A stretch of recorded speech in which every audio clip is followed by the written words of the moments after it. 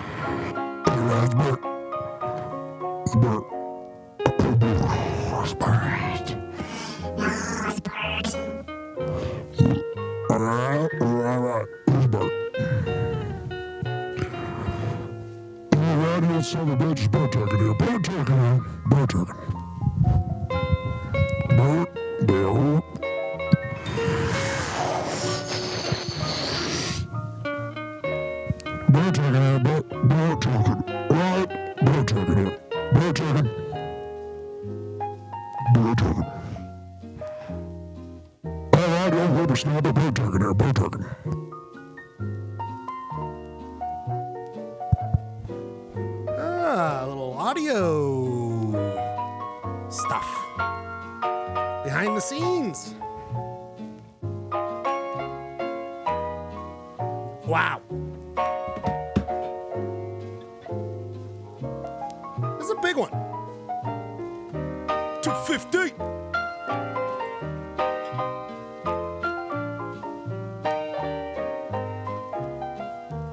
That's right, 250.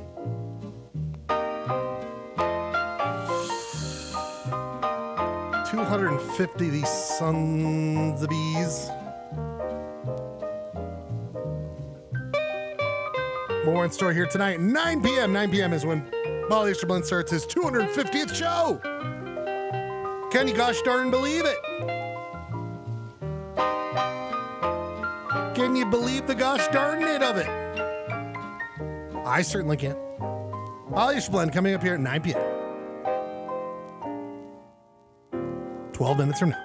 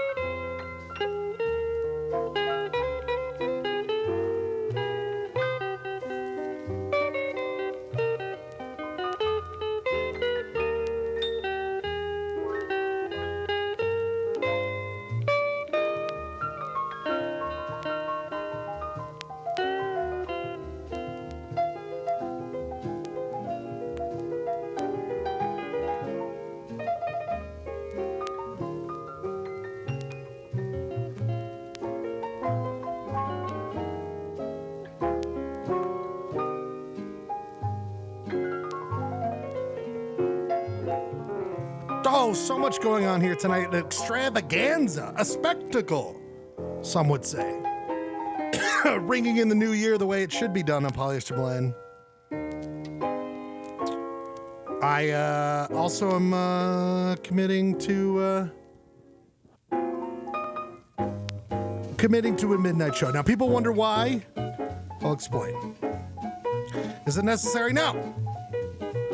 But it's kind of a symbol. Well, it's a physical and a symbolic. I don't know. I would have to define that now that I think about it. We are going to go till midnight. Now, will I probably be the only one going? Probably. But I have a commitment, a goal. We must fulfill these goals. Enough of not doing them. And I made a promise to myself, and I want to fulfill more promises I make to myself, or more goals I make to myself in 2026. Get shit done. Enough of this talking. Endless chit chat.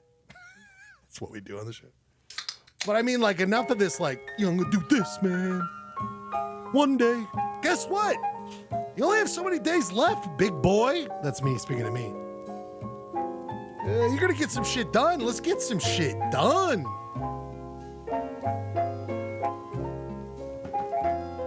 And the way you're living, woof, count them. Yeah, you will be counting them on your hands. You won't need a multiplication table to count your days, brother. Oh, no. You've got to do it now. Strike while the iron's hot, people. That's what the old Schlockus has always said. Not endlessly putting things off, procrastinating, doubting yourself. No, I'll do it next time. No, I'll do it next time. Enough. Sick of this shit. I am sick of it. So I'm not going to do it no more. I'm going to make things happen.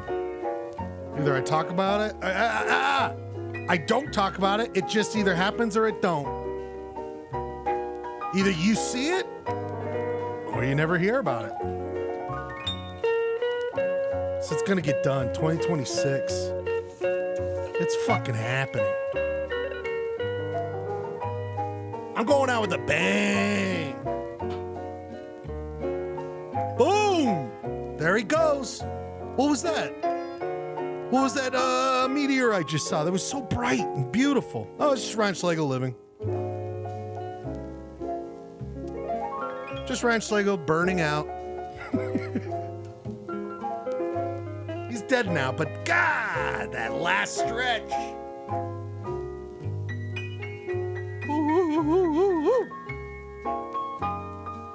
Whoa, wee, me like. I guess we could retire that phrase. Me like. Oof. Or that could be the new phrase of Polyester Blend for 2026. What, did I just close that? Oh, we are off to a bad start.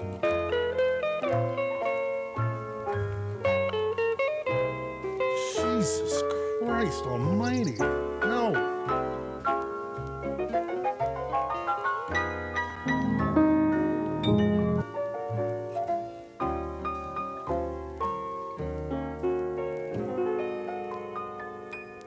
Try a little fun thing to start the show off. A little fun biz.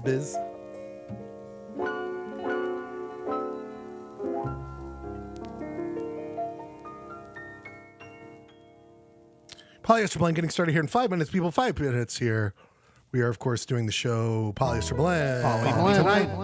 Broadcasting from KTRD out in the West Desert. For those people who don't know, this is the shack that we broadcast from out there in Hastings Dip.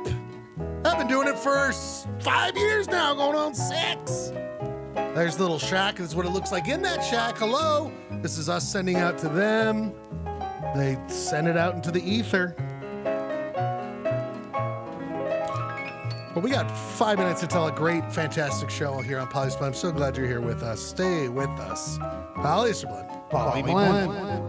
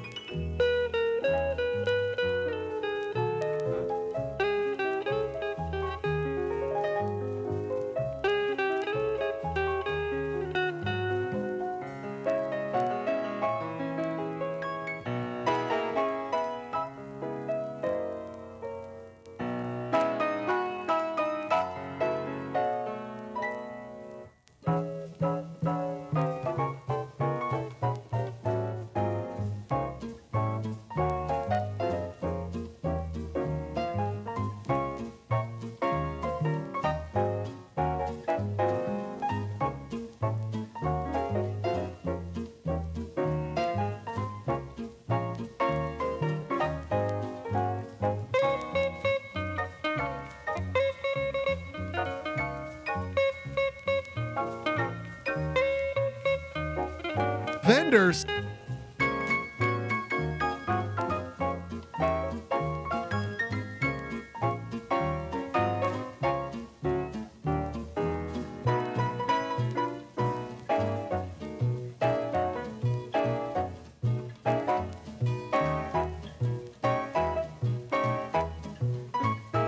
Oh, we're gonna have some fun here tonight. I laugh because I'm like, we're gonna do a 3-hour show till midnight. Kids, we used to do almost 4-hour shows. We got away from it for a reason. We're still having fun here. Oh, we got this guy coming in early.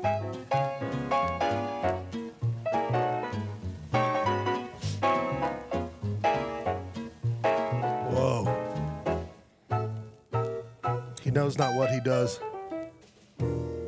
People, 3 minutes till another action-packed polyester blend. Oh, could you imagine? Could you imagine you once were on this planet and this show didn't exist?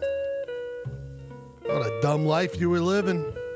The true meaning of your life came into existence once Polyester Blend emerged, people. Now there was meaning. I was once lost, now I am found. That's what all of you say, the polyheads. Once this crazy goddamn show started, some 249 episodes ago. Yeesh almighty. 2 minutes. Oh, good boy. Sends in his shop, shows up early. Someone's already a star pupil. We'll see. The other guys might come in here and do the business.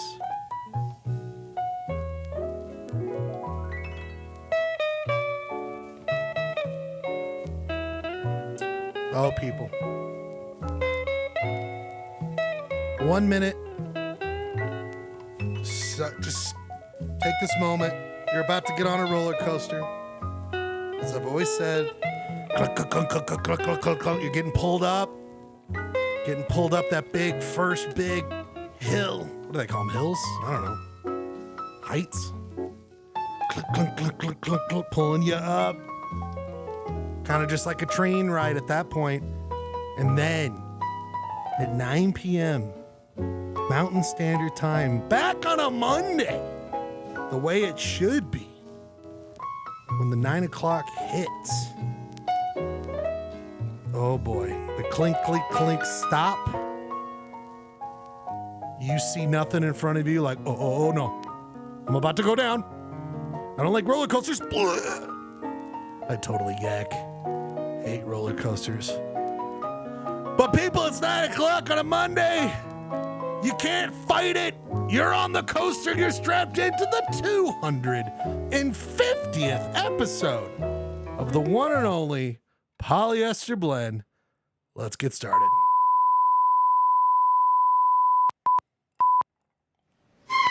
Funny jokes. And KTRD, home of the Polyester Blend Network, is now on the air. Welcome to another broadcast day.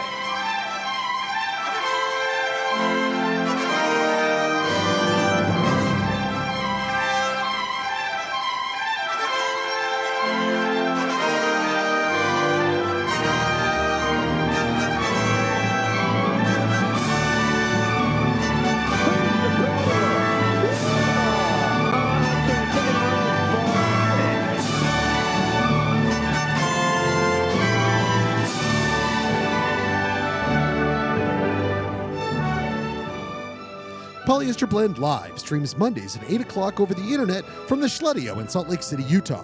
It is also simulcast from UHF station KTRD, 299 megahertz frequency from Hastings Dip in Utah's West Desert. As Polyester Blend Network and KTRD starts its broadcast day, we ask you to join us as we dissect, try to understand, poke fun, and also share our love of this strange Utah existence. Oh, people. Polyester Blend joked throughout the 2020, now into 2021. We always joked about America not existing the next week, about America going through strife.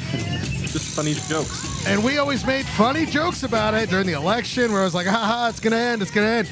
And then, like the savants that we are, we were just a little too early in our prediction. Nostradamus, I can't speak. We predicted it. It was even more terrifying than the jokes we made. It was horrifying, but we're still here, and we got another polyester blended. Oh, yeah, everybody, welcome. While we still have the American flag raising above us before it's replaced with a certain person's name. I'm not getting enough slaughter in my earphones. What's going on? This feels weird. You're supposed to be. Hopefully you're getting enough. I don't know what's going on. Holy shit. That's weird to think that 5 years ago we were still living through the doomsday hell of America. Quite not there yet. Oh, people, this was a live shot. This is what we did in 2021, people. I think we're referring to January 6th there. I'm still doing the show out of Schledio B, the garage. There's Autonomy Man in the background. One of our many stops along memory lane here tonight on Polyester Blend. I'd be remiss if we didn't play the actual song, though. Of course, people, we got a great show. 250, baby. Come at us. Too many great bits over the years. A lot of lulls. A lot of people passing out. A lot of chili bowls eaten. A lot of different sound effects with you out here tonight. People, 250. I couldn't be more proud to be with all of you on this journey. We got another great one here tonight. Go until midnight. Polyester Blend live in 2026.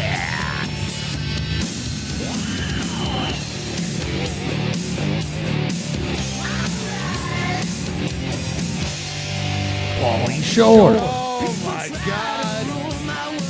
Back when I buzzed my hair, because there was no time for haircuts in the year 2021. We're all still trying to survive. But boy, did we survive. In fact, I survived to this day. My name is Ryan Schlegel. Still leading you on this odyssey of the mind, spirit, soul, known as Polyester Blend. 250 into him. And this guy is coming from the 250th wishes. That was a reasonable weight. Capital.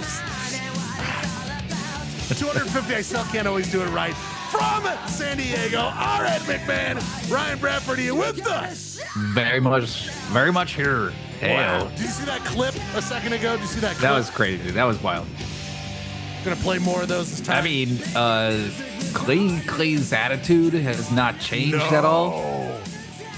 The wildly demanding things that, you know, I can't hear it. I can't do that. I can't. Like, all right. Hold on. Look at him there. He's getting his ear. He's trying to hear. By the way, that was the original. I feel like that's the classic Clay Dog background right there. Yes.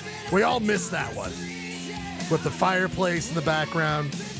Yeah, Ryan, I was going to we'll go through some old clips. I pulled the last 5 years of this episode, so roughly the beginning of January. I've got 5 of them lined up. We'll take a look at them as the night goes on, Ryan. Damn. Would you ever shave your head again? Oh, yeah. I think about it all the time. I've got super long hair. It's not, for me, it's a little long. Beard's a little long. It's time to chop it up. And a part of me is like, just go back to it, Ryan. You don't got a bad head, right? Some people got bad heads for shaving. I got a decent noggin for shaving. It's a good head. It's a good head. That's what people say. Ryan gives good head. Easy, all right? By the way, Filthy Humor 2026. No, we're bringing it back. We can say what we want to say now. God damn right, Ryan. Well, plenty of time to reflect. We will get through that tonight. But tonight, Ryan, is a celebration of Polyester Blend. I made a commitment, Ryan. God knows you will be fast asleep by this happens. But Ryan, it is the end of season 5 of Polyester Blend. It is the beginning of season 6 of Polyester Blend. And Ryan, what is today's date? January 5th. Tomorrow 2026 will be the the 6th. So J6, baby. I am going to hand off to Future Us. Season 6 will start tonight at midnight. I will go until midnight here tonight. Of course, you will be fast asleep before that happens. But we are going till midnight tonight on Polyester Blend in honor of our You gonna pull a J6? I just can't believe I was like, whoa, did I play the wrong audio? Because we're so worried about America. Like, the fact that we've had multiple 1st Januaries, like, oh, there was an insurrection. Now we're just bombing other like, Jesus, God. You know, honestly, yeah, I had another window open when you played that clip. And for a second, I thought you were alive. Yeah. And you were talking about America's, and it made sense. It made total sense, right? I thought it was to you talking now. I just can't believe. Honestly, I'm kind of like, wow, we have made it 6 years past that. Because, I mean, it has just been unsteady footing for how long, right? and for the foreseeable future, looks like it's the same way. Where it's like, I don't know. We could be, you know, doing this out of a tin can where we have a string going from me to you in San Diego with no power. We're just ready, you know, that's the only way you're going to get the show. We'll do it around a campfire in town square. You know, I don't know. What's the future here? Yeah. We made it Well, this the long. shadow puppets. Shadow Be like, oh, back when there was technology. These It feels 3 like that. huskies. Feels like it's going that way. Probably should do it in person. Get me in back there in the gym. People, don't forget to check us out on Instagram. That's right, Instagram, where you're going to see all the fun stuff. Ryan, I'm polling tonight for the jingles that we'll get to in a second here. I'll go through the whole show here today. We're going to have a whole show. But I'm seeing people do love the Instagram. But even though I'm like, do you really love the Instagram? Like, or do I have to engage more with it? Ugh, Ryan, these struggles. I just want to do the show. And then people check it out. That's all I want, right? But these social media posts. Anyway, Yeah, I made a social media post. It's a bummer. Yeah, there's no way for people to know. The people just can't read your mind. Oh, you're doing a show every week? Check it all out, people. Check it all out on Instagram. Polyester Blend Live. You're going to find all the fun stuff. And again, 2026 goals, Ryan. More videos, more clips, more engagement there. So follow us, please do, on Instagram. But Ryan, I'd be remiss. I have one duty here, one duty I always have to do, and I don't mean that duty, right, with you and your filthiness. Ryan, of course, I'd be remiss if we didn't start the show the way we need to, which is, of course, I take a basketball shot, and I really want to start off correct this year, Ryan. I want to start off correct, and this is going to be for the full year. If you have not been with the show for a while now, I take a basketball shot. Take a basketball shot, and it indicates if we're going to have a great show or not. Ryan, not only is this if we're going to have a great show tonight, but a great season of Polyester Blend, Season 6.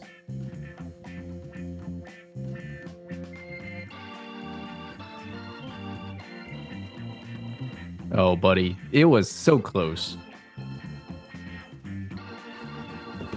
I'd say half and half. It went over the rim. Like we're gonna have a decent season, maybe. I'd say that. Maybe not an excellent season, but it's going to be fine. It's going to be okay.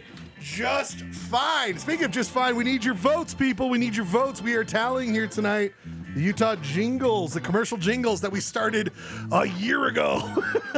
And I'm finally getting around to now. Check it out in the YouTube chat. YouTube chat, you will see the link if you want to fill out the commercial jingles Google form so you can vote on the favorite jingles. We got all these coaches. We got Greg Mitchley who came in, Ryan. We got leftovers. Fill out that here tonight, please. We need your votes. Check it out. You can also find the Zoom link there if you want to join the Zoom link for a whole night of Polyester Blend. Ryan, I want to start off with the classic thing on Polyester Blend because we have a full night of great stuff. Ryan, I'm starting with bullshit. Bullshit to get the start. We that was the thing we started about maybe a year ago or so. Bullshit, just bullshit and getting into the night, getting into the rhythms of a full and wonderful night. I'm going to say this, Ryan. 2025. First year I felt old. First year. Really? First year it was like officially like, oh no, I'm just a little tired. No, I don't have the same. No, this was the first year I was like, no, that's just what being older is. You're 40. Literally turned 40, so that. But it wasn't turning 40. It was like the months after that, where I'm finally like, oh, I gotta like work this out. I gotta keep this thing limber, or it's just gonna fall apart. You know, Ryan. when was the first time you felt older? Maybe you still feel like a young spry buck, which you are. Yeah, we're all young at heart. At heart. But it is strange being in your 40s because I do remember being almost a high schooler and my mom turning 40. Yep. So that's a little weird to reminisce on, but I mostly feel old when I'm hanging out with like most of the teachers. A lot of the English teachers, it's either like much older than me or like much younger than me. And there's like these teachers at my school that are 27, 31, 33. And I'm like, these are the people that I went to Universal Studios with last summer. Right. And I just felt like, oh, I am not in I'm like not in their peer group, really. Dude, I'm so glad you said this because my work, like just the other day, there's just light conversations about restructure thoughts and all this stuff. And I was talking to a coworker and I was like, well, I really only want to do that if I could, be higher up because, I feel like, and it was like, and she without a beat was like, oh yeah, you've been there for so long. Like you deserve that. And I was like, oh, like the pity, like, no, you should, because, oh God, you've been here so long. It's like, all right. All right. All right. I'm just getting like, dude, you're going to die soon. So we should give you that because, I have my full life ahead of me. You. And that other, I had a great time the other night. Producer Rob, who's going to have a great Archosaur Archives here tonight. That's right. He shows us an Archosaur from his archives. We talk about one of these animals. I don't know how you'd refer to it. Beasts, creatures. Reptiles. Probably reptiles, I think. Spoiler. But we had producer Rob's birthday was on Friday. And he has the unfortunate birthday right after New Year's where everyone's like, oh, I gotta go where? I gotta go into a bar. Okay. First time I went to a bar in Salt Lake in a while, because I found like I only go to bars on vacation, Ryan. Though I love going, but there was a heyday in the 2010s, Ryan, in my 30s, in my late 20s. 4 days a week at times. I would be at a bar. Bars are great. It was just love bars. It was a hey. Still do. It was a hey. Of course, I still love it. Well, we went to the Green Room. Oliver Lewis, friend of the show. Got to get him in, and that was I told him in 2026. I'm like, I got to get you in here, Ollie. But he works on the bar and all that. Went there, was great.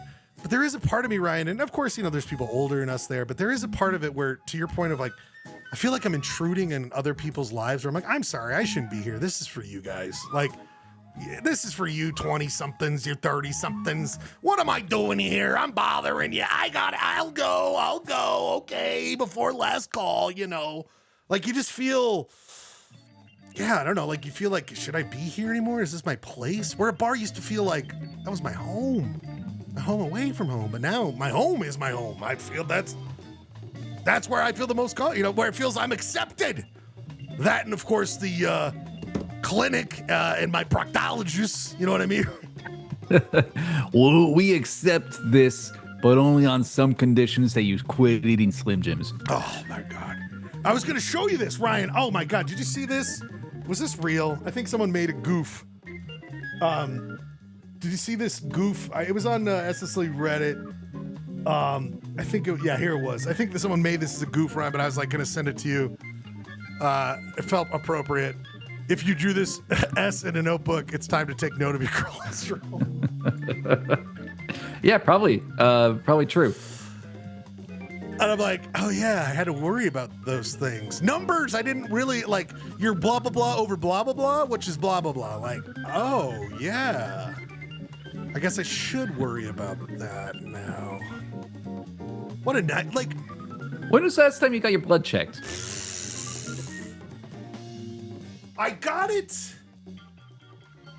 I will say there was one time. This does not answer your question, but I think about a year ago I got my blood check because I was going in. I had like a weird thing. That's the thing when you get older, people that was like had this throat thing, and I was like, I went in and I was like, it's just like bothering me. I feel like I'm gagging sometimes, and the guy was like, huh. All right. And then he gave me that thing that numbs your throat. He's like, well, just take that every once in a while. I'm like, that didn't solve anything here. Like, I was going in being like, so which one has cancer? Which gland has cancer? Let's just get that out of the way, so he does the blood pressure. But I'll never forget, like, I was way younger. I was like 30 or something. And I went in, just had a normal checkup or something. And they were like, oh, it's time to get some blood drawn. And I'm like, you know what? You're right. It's smart. Let's start taking a baseline. So when I get older, I know. And they're like, it was at the U of U, and they're like, it's perfect. You just go across the hall, and they'll get you set up. I was like, wonderful. I walked out of the hallway and just left the building. Wow. I was just so worried. Are you just like so nervous to get your blood drawn? Yeah, medical stuff, I get a little weird about it. I get a little weird because I'm like, I'd rather be an ostrich or I just put my head in the ground, but it's like, no, I can't do that no more. I gotta be, you said it before in the show. We can't be those old guys that our parents were, the old dudes who were like, refuse to go to the doctor. Just go. Yeah. It's tough. I don't know. I feel very fortunate to have insurance to be able to have that kind of coverage. And so I'm going to take advantage. As a government employee like you, I am so blessed. The fact, we take, what am I making, that Silicon Slopes money? Am I making that Doge money? No, I'm not making that. But I'm surviving. And I got health insurance. Anyway, Ryan, first year I felt old. And Ryan, there's some other things I want to get into in one of the great segments, of Polyester Blend, where we must open the courts, Ryan. We must. It's time for a little bit of polyhead court. What do we call it? Polyhead's court. The Polycourt. Polycourt. We bring up some cases. You all judge on it. Don't forget to join on the Zoom if you want to join in and talk about it. Use the YouTube chat. But we go over some court cases. I need some verdicts. God damn it. No questions, damn it. No questions. But people, I need some verdicts on these things. Ryan, I was just on a great trip to the fabulous. I can understand when people are like, oh, Las Vegas, not that great. I'm like, I get it. It's rough stuff. But you know what? Super fun. Wait, is this what you were doing New Year's? Christmas, my man. That was the thing. Christmas. That's the other thing. When you get older, though your body falls apart, you could do things where you with your partner, if you're lucky to have one, or if you're by yourself, whatever you want to do, live your life. But me and my partner, Stephanie Perry, the great and wonderful, we looked at each other around Thanksgiving. We're like, should we do a casino Christmas? I'm like, let's do a casino Christmas. Where it's like, go to Red Rock, room service on Christmas Day, wearing the robes, watching the movies. We watched Glass Onion, Knives Out. What are they called? Oh, the new Knives Out? New Knives Out. We'll talk about Glass Onion? We'll talk about it later. But anyway, we just want to relax, just have a great time. So yes, that's where we were, and it was fantastic. Food, great fucking food. Oh my God, Motto. So much fun. But Ryan, it was a road trip. And I bring to you this case this week, Ryan, gas up or gas up? Ryan, when you're on a road trip, is it about snacking and eating the whole way at gas stations, or do you save up to where you get? So when you're going somewhere, hey, the restaurant's there, I should wait till I eat there. Or you were like, no, I gotta eat up on the way. Where are you at, Ryan? Where are we at in this case? I think usually it's like a snack, and then it's snacking throughout, and then finding a meal, like a single meal. You try to hold. Because I don't think I'm gonna drive more than 12 hours. I can do fine with snacks and a single meal in 12 hours. I don't really like to stop when I drive. Oh, that's a whole other subcase. But I will reserve one stop, probably at a Del Taco, and then I'll have a little respite, a little relaxation, and then I'll hit the road again because I want to get to my destination. Ryan, I'm going to say this right now. Maverick, we all know I'm in Maverick country up here in Utah and the surrounding states for a majority of any distance. I would say 6 to 8 hours in most directions of this fair state. You will be finding Maverick, which I find to be my personal Wawa, my personal whatever they're called. These different, everyone's got their own convenience store across the country. I'm a Maverick man. And I got my routine there. They got these mini tacos, Rye. I burn my guts early, right? I burn them early, right? Start just throwing the hot sauce in there, causing a whole distress for the rest of the trip. Then I'll also throw on top of that, I don't know, chicken Caesar wrap. It's got lettuce. Thought I'm doing something From good. Maverick? Oh, yeah. Oh, yeah. Okay. Bet your ass I'll be doing that. So I'm going to say, to get through a road trip, Ryan, I'm actually a fan of the snacking and frequent stops. I'll stop for coffee just because I want to. I'll stop because I need to stretch the legs, because I want to enjoy myself. Speaking of enjoying myself, I enjoy every single time this guy has joined the show over the last 250 episodes. The guy during the pandemic who says, we got to go live. We got to go live. Clayton Scribner, welcome to the 250th episode. I'm wearing my sweatshirt. Oh, sick. little support. Little support. That's a Veil sweatshirt, but okay, cool. Just kidding. You know what? Same old attitude since day one, Clay. Same It's a attitude Veil. since day one. Same old kind of like, yeah. That would be weird if he was wearing a City of Parks. You know, that, by the way, I told you I made my own Las Vegas. I found they had anyway, that's a whole other thing. High-res Las Vegas logo, and I made my own sweatshirt out of it. Made your own Vegas shirts. Clay, you're joining in on Polycord. Polycord this week, the first case, of course, is gas up or gas up. When you're gassing up, Clay, are you an eater along the way, or do you save to have a meal when you get to your destination? You're talking specifically on like road trips, not just like every time I stop at a gas station, I eat. Clay, if you want to answer that question, feel free. All right, bud.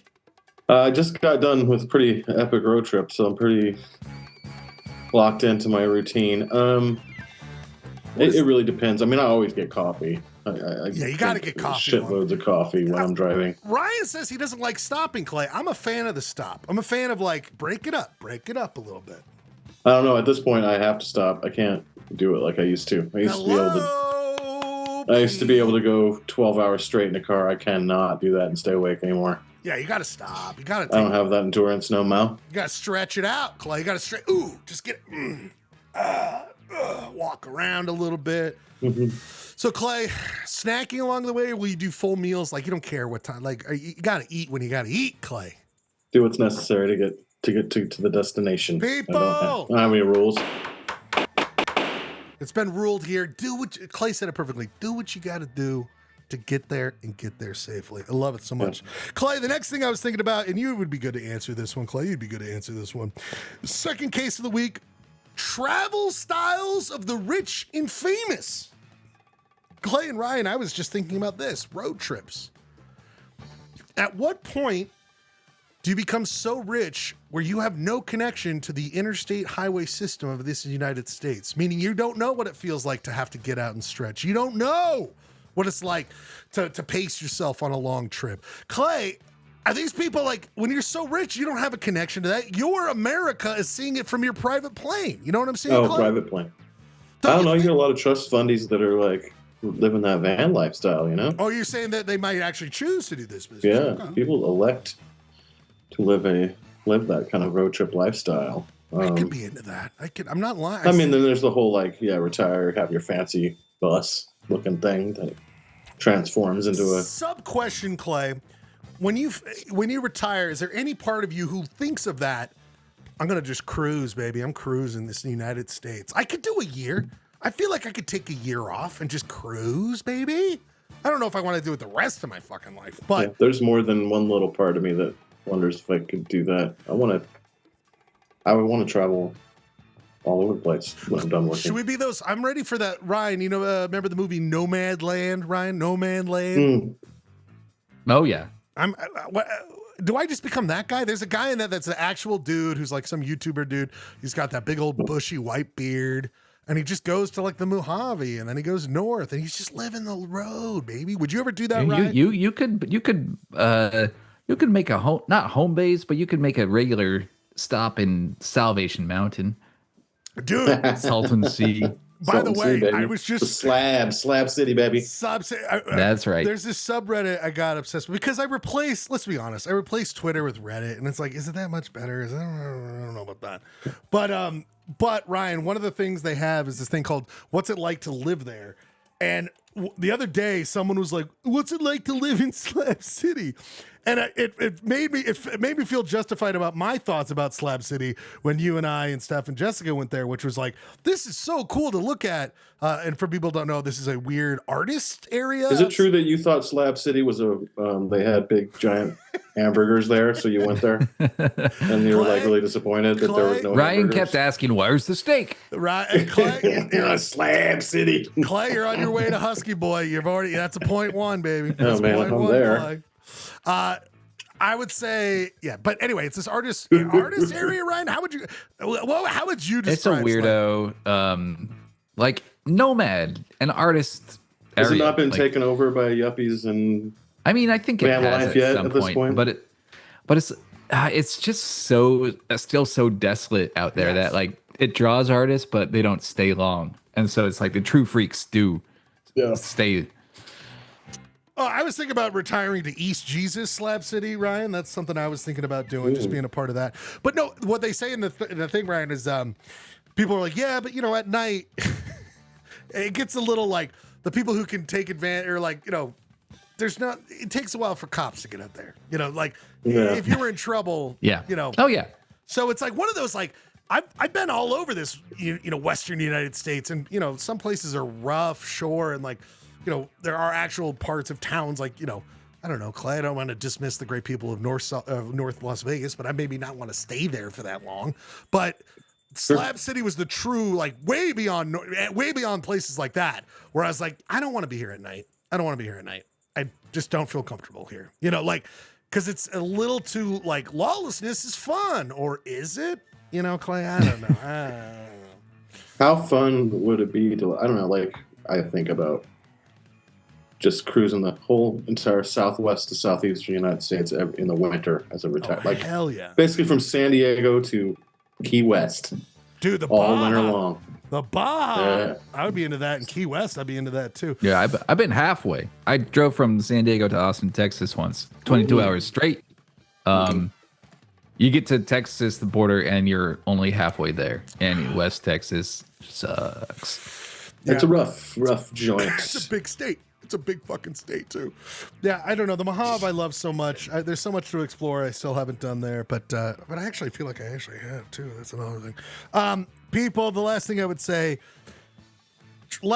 travel styles of the rich and famous. It just is like they don't know what I'm talking about when it comes to like eating at a gas station. Maybe I'm wrong. I don't know. Maybe I'm wrong, but it feels like there's how disconnected they are from Maverick. Like Maverick, that's what my driver stops at sometimes. You know what I mean? Like, I don't know. Do they feel driving a highway like we do? I don't know. Like, is it something just completely different at a certain price point where we know what road trips are like and they don't? Maybe they remember from when they were, I don't know if they pulled themselves up with their bootstraps.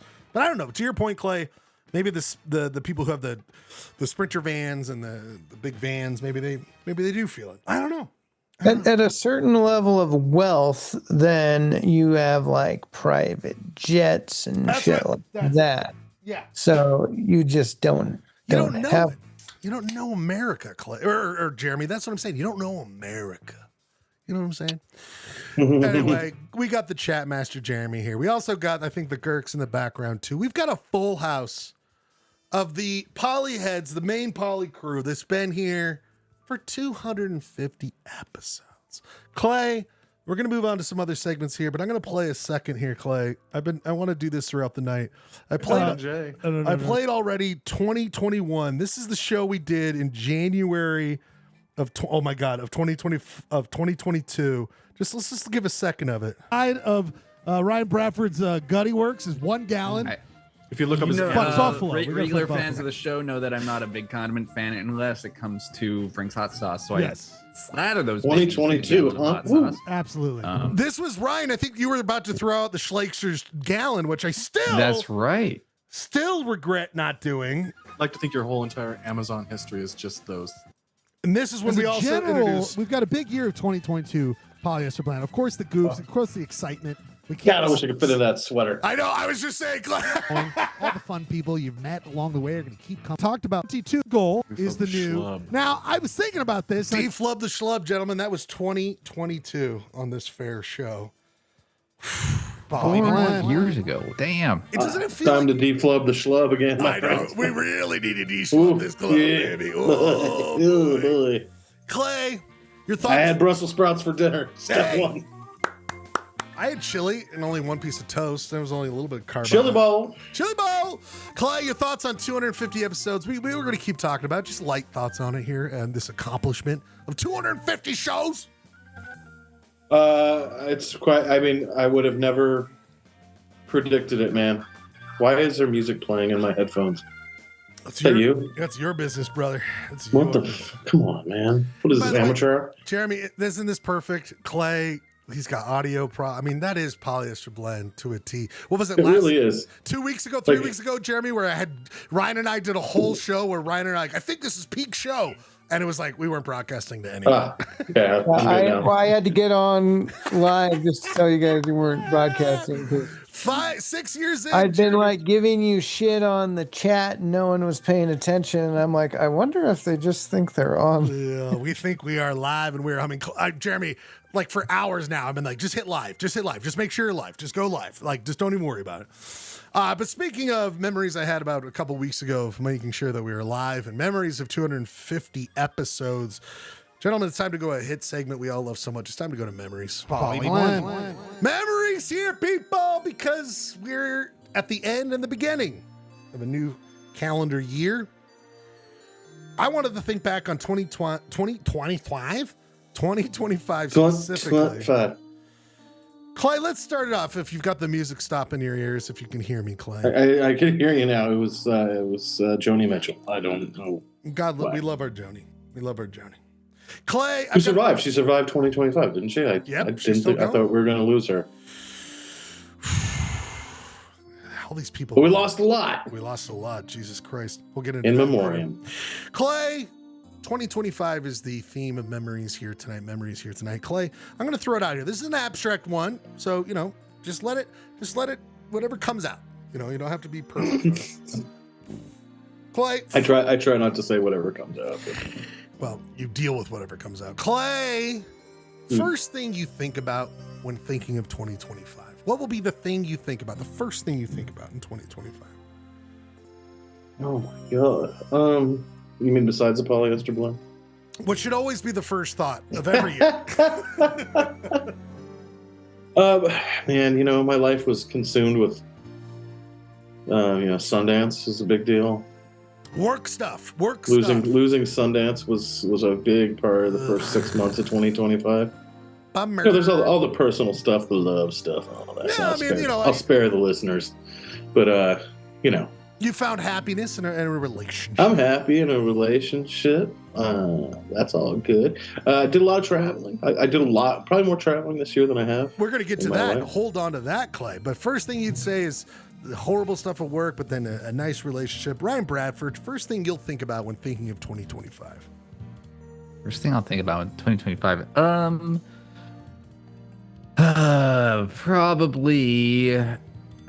Probably the Spaghetti Factory. That's where I went to for my birthday. 2020. Did you get the Mizithra, bro? Did not get the Mizithra. But do you pronounce the TU or is it Mizithra or Mizithra? Is it I think it's Mizithra, isn't it? Mizithra. Okay. But more importantly, you didn't get it, which is fucking bizarre. What did you get? Like spaghetti and meatballs? Look at him judging your order. Look at him judging your order. Like, I got meatballs for sure. Yeah, meatballs. I love it. Jeremy Matthews, first thing you'll think about when you think about 2025. Just an overwhelming sense of dread. Hopelessness. I think that's closer to what I would say, Jeremy. I think that's closer to what I would say. Robert Gerke, what would you say when you think of 2025?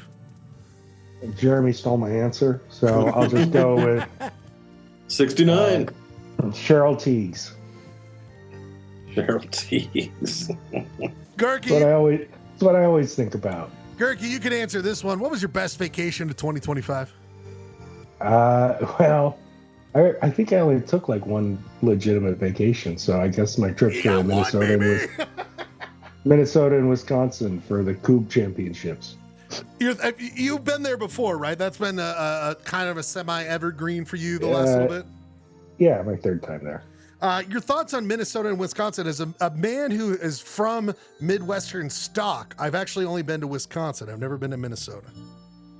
I had a good time in Minnesota. We just kind of did a bar crawl, but we went to some great places. They've got cool neighborhoods, and I was just in Minneapolis, so Wisconsin was kind of weird, but very, very, very Midwestern, probably peak Midwest. You know, just sausage and meats and all sorts of stuff. Let's go, Jeremy. Jeremy, best vacation of 2025. Probably Janine and I went to Portsmouth, the Isle of Wight, London, and Paris. That was pretty fun. Gurky's like, I went on one vacation to Minnesota. So he's one-upping me on this one. Ryan Bradford went to Old Spaghetti Factory. Gurky went to Minnesota. Jeremy's a world traveler. Yeah, that's just one of our trips. But is that your favorite that you have? It's my favorite, unless you want to go to a war zone. You know, it's a unique experience. We got to go to a bomb shelter. I forgot about you visiting Israel. I forgot about that. What a wild year this has been. What a wild year. Ryan Bradford, I know that you went to Old Spaghetti Factory, but do you have a different vacation that was your favorite? A different vacation? Yes, I know. I mean, that was a going to a heavenly place, which is kind of like a vacation. But what was your best vacation of 2025? Best vacation. I gotta say, I went on a lot. I did a lot of good travels this year. I think Puerto Vallarta. I just had such a good time over Thanksgiving. Love PV. So fun. Yeah. That's a great one. Clayton Scribner, best vacation. I'm trying to think, did I go to Puerto Vallarta in 2025? No. Geez. I mean, you know, I love the annual birthday trip. Sad I couldn't be there. Many trips to Portland. I didn't do any international travel this year. Now that I think about it, unfortunately, but I had some. But yeah. Okay. Yeah. Anyway, sorry. I had a brain freeze here. We're reflecting. We got to keep. These, We got to keep these like wheels going, or we're gonna lose them. You know, that's the whole thing I'm getting to. This age thing going on. I will say, 2025. Many great vacations. Ryan Bradford, you and our significant others. We went to Pioneer Town. We went to the Great Joshua Tree. But I was actually, and I loved every vacation I went with my partner. Those are the best vacations. But actually, I had to kill some vacation time, and I did that solo trip, Ryan, where I met up with you in LA to see the Kings and the Mammoth. At that time. Oh, yeah. That was almost a year ago, February. Was almost a year ago. But before that, I rented an Airbnb for one. Literally, I don't know how you could fit maybe two people. Had its own hot tub right outside of Joshua Tree. I watched the four teams classic. It was like a weird like World Cup basically of hockey. Hot tub, champagne, riding, just having a great time. Solo time. One of my best vacations. Fantastic. Ryan, you should start this one off. Best music show of 2025. Oh, without a doubt, 9 Inch Nails. Oh shit! And you saw them at the Coliseum.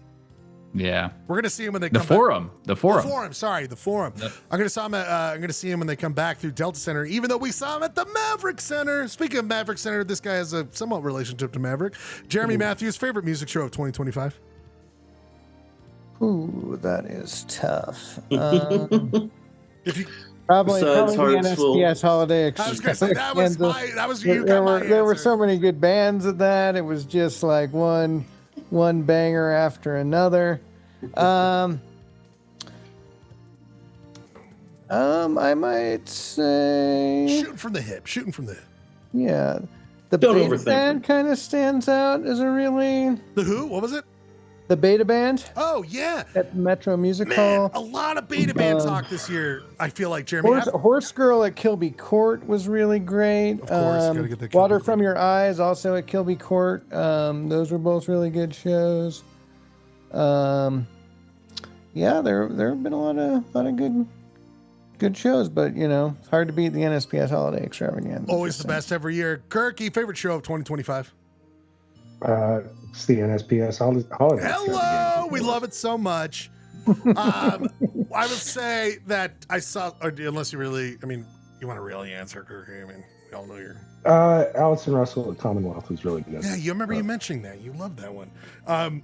Kraftwerk, was so glad to see that band because we all know that's not going to last forever. But seeing just a band that was like, wow, this is just influential and amazing. Ryan, Bear vs. Shark at Best Friends was incredible. Oh, yeah. But I have to go with the great Kilby when I saw Gang of Four. When I saw Gang of Four, woof, really took me somewhere. Clay, your favorite show of 2025? Either 69 Love Songs 25th anniversary in Portland, Magnetic Fields. Oh, fuck 69 Love Songs. Played both. They played both to double LP. Played both, just one on one night, just two on the other night. That was pretty amazing experience. Or Wu-Tang at the Moda Center, also in Portland. Oh, man. That was their final tour. Who knows? I was going to say real quick, my brain seized up I was having before. Sorry to backtrack a little bit. Please, backtrack. What am I going to remember 2025 for is Polyester Blend allowing AI on the Photoshop. That's big. A lot of you guys. Were people Worst 69ing choice at of that show? Yes, all over Was the it- place. was They had to people actually just, shut it down. Speaking of 69 Love Songs, the Seattle-based radio show Pop Songs Your New Boyfriend's Too Stupid to Know About played a recording of Papa Was a Rodeo from like the original tour of that. And they were saying part of the reason you could tell it was from that first tour is like the crowd didn't start screaming when he started playing the song. Ah, Really knew it yet. that's their big But crowd pleaser. the Beths at Metro Music Hall was also a really good one, and that was where they had the recorder launchers so that the guitarist and bassist could switch to recorder. They actually had little launchers that launched the recorders in the air, and they caught them in play. Oh, yeah. That was Ryan, what was it? great. At Best Friends, someone had those tambourines, Ryan. Remember the tambourines they threw out? Or wasn't it tambourines, Ryan? Or something? Oh, yeah. Was Something that like that. Bear vs. Shark? It might have been Bear vs. Shark. The thing I said I had a great time at, I can barely remember half of it. Let's do this. Clay, so again, whatever you want to answer here, I'm just throwing it out there. Favorite accomplishment of 2025? Clay, favorite accomplishment?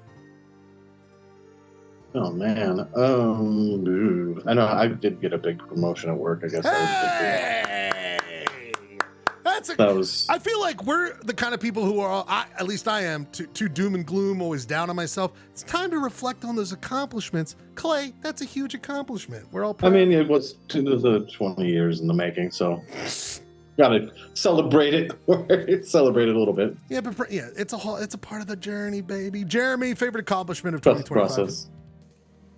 I mean, obviously NSPS Holiday Extravaganza and NSPS working on the new album. Yes! We got like 11. No mention of songs. his other band. It's weird. Well, no, but I was about to say the most impressive accomplishment is we managed to record 3/4 of One Heart's full song Right. before the end of the year. What was the 1/4 that wasn't there? It was actually Amber's keyboard. Oh, he's off the hook. You gotta have the drummer when you're laying He's down off the the initial hook. track. He's off the hook. Robert Kirk, your favorite accomplishment of 2025? Boy, You've seen it. I made it through, I guess. That's a good one. Yeah, not succumbing to the overwhelming feeling of dread and ending it all. That's a very good one. Ryan Bradford, favorite accomplishment of 2025? I got about 80 kids to write about their life stories and record podcasts about it. That's amazing. I know this is like kind of earnest and cheesy, but there was something that I wanted, or I set out to do. This was like in the plans since summer when I was talking with other teachers and kind of coming up with a year-long, semester-long project. And I was like, whatever I do, I just want kids to be able to record their stories or speak in front of an audience. And I was able to do that just like last month, like the last month of the year. And I'm just like, I was like, hell yeah. It was a lot of work and a lot of very chaotic, but That's huge. I think That's nothing good small. stuff. Come on, Yeah. baby. Hey, I love this. Is why I asked the question, because now I get to know this stuff. I will say a couple things. One, my favorite was always making it to the toilet on time. 2025, every time. Nailed it. Never shat on myself, never pissed on myself. So proud of you. Maintaining a great relationship, maintaining a polyester blend, maintaining great friendships. But the one thing I will say, I didn't choose to do it, but we all remember last year to be asked to speak at the to do the introduction for the State of the City last year. Doing a That was speech. solid. And That was amazing. It was amazing. And also, guys, never forget the most promotion we've ever done for this show was at a State of the City where police chiefs and fire chiefs and council members all had to hear the phrase polyester blend, Husky Boys, you shop bro, all this stuff. So No bump though. Still no bump. Yeah, those people were like, let's get home. We got to go subscribe. Last thing here. I'll skip this one. Last one is this. Clay, last time you used a payphone, I was really trying to think about this. Last time you used a payphone. Can you remember? Not any specific instance, no. I'm going to say this. The gauntlet is out. Does anyone remember? I'll just open it up to, I don't remember. I'm going to say that I do remember. Give it to me, Jeremy. Your one phone call from prison. Yep, exactly. It was at the JFK airport, and I was on my way to France. Again with the humble. And there was an issue, and I'd been trying to call my mom, of course, like you do when you have an issue. It was me and Chris. When did we go to Cannes? What year was that? It was the year that No Country for Old Men premiered at Cannes. Whoa. 09, 08. But yeah, so I'm trying to call my mommy like you would if you were having an issue. Yeah, mom, help me. I would do the same. Let's be clear. Yeah. What else would you do? But my cell phone, like the reception was so bad that she couldn't like tell what I was saying. So, yeah, the JFK airport reception was just so bad that we had no other choice but to use a we found a payphone and called her, and then she, of course, saved the day. God bless. We love your moms. Big shout out to moms. Pauline Schlegel, if you're out there, you're my favorite memory of 2025. I love you, mom, so much. People, anyone else remember? I don't think Gurky or right. The last time I remember using one was 2007. Jeez, around the same time Jeremy did. I was still in DC, and my cell phone had died, and I had to call my boss. And I remember the reason I remembered I was in the Senate office to get him to bail you out, or in the drunk tank again. I don't even. I just remember I had to call him, and and I didn't have the change, and so I had to like walk all over the building trying to find change. Freaking payphone, because they weren't a quarter, they were 35 cents or something like that at that point. So you're like, hey brother, can you spare a dime? Yeah. I thought of this because Red Rock in Summerlin, where we were for Christmas, like had all these beautiful pay phone stations that all the phones were ripped out, and it was just like, God, it was just something, I don't know. There's something fun about a payphone. Anyway, people, that is memories. We have gone down memory lane. One last thing before we get to our first music break. We're going to do point of order real quick. Point of order, where we go through some hyper-local news and just give a little bit of point of order. I only had one, guys. I know we had a long break there, but a lot of just kind of nonsense. The thing I kept an eye on, though, and I regret before before the break we were on, we didn't talk about this. But have you guys been following the story about the mysterious barrels of like weird shit that are up over on Stansbury Island? Is anyone keeping an eye on this story, or am I the only one? No, leaking barrels. They found my shit. Jesus. Well, it just is like such a cartoonish, like. Anyone here a fan of the movie Men at Work starring Charlie Sheen? Oh yeah, I remember. Emily? Okay. I know exactly what you're talking about, where they bust the people making the dump. And that's the first thing I thought of, Clay. I was like, wait, this is too. But then it was like also, Clay. You know what we need to do for you? Put that in the watch category after the Relic. Yes, Men at Work. Men at Work was a underrated. I was like 13 when that came out, and saw it in the movie theater, and I watched it twice back to back. Clay, jealous. I had it on VHS. It was a constant rewatch in the Ryan Schlegel world back in the day. That was like it was I Emilio also- Estevez and his brother, right? Yeah, Charlie Sheen. I also watched it a lot when I was 13, but I wouldn't necessarily say that means it's underrated. How dare I you? have not guys. revisited, so I have no opinion either way. Yeah, they're but, garbage men. That's Yeah. right. I didn't have the most refined taste when I was I was a What? kid. How did they not turn that into a whole like franchise, like those two brothers making buddy movies? I think they had they had issues between themselves, between each other. That's too bad. Anyway, the reason these people apparently are just going out to Sainsbury Island, which is like, when you think about it, Clay, it's like, of course people could just who's really watching?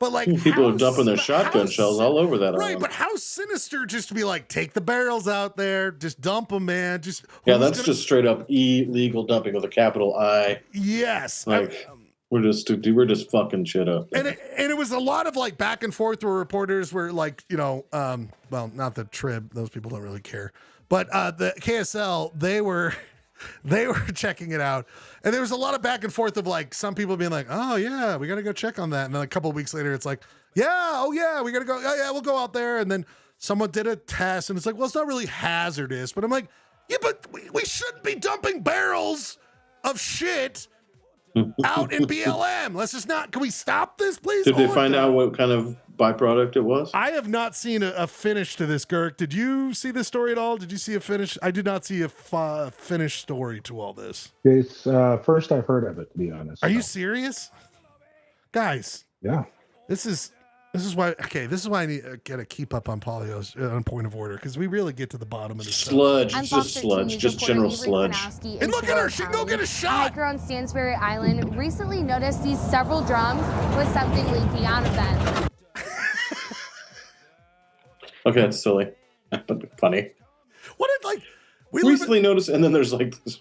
Just like, but like, and shit leaking out of them. Like, what a dumb fucking life we live in. It's like that thing we talked about this story years ago, but where it turned out that there was like nuclear material leaking from some South Salt Lake building into the Jordan River. It's like, Jesus, guys, what are we doing here? Like, enough. Ordah. Ryan, any barrels that you've got to get rid of that you've thought about dumping somewhere? Yeah, but I got rid of him in the got Great rid Salt of Lake. Yeah. Fair enough. The other thing, this is more of a sports story, but the last thing, Point of order. I don't know if you guys saw this, but we are getting close to the Olympics starting, and God knows Gerke's going to be ambassador of bets, so he will be taking care of all of this. We will have a whole more to do this coming up. But did you guys see that it turned out that once officials from the NHL and different Team Canada and different hockey teams went to Italy to see the building that they're going to be doing the Olympics in, they weren't done yet. They're not done with the stadium.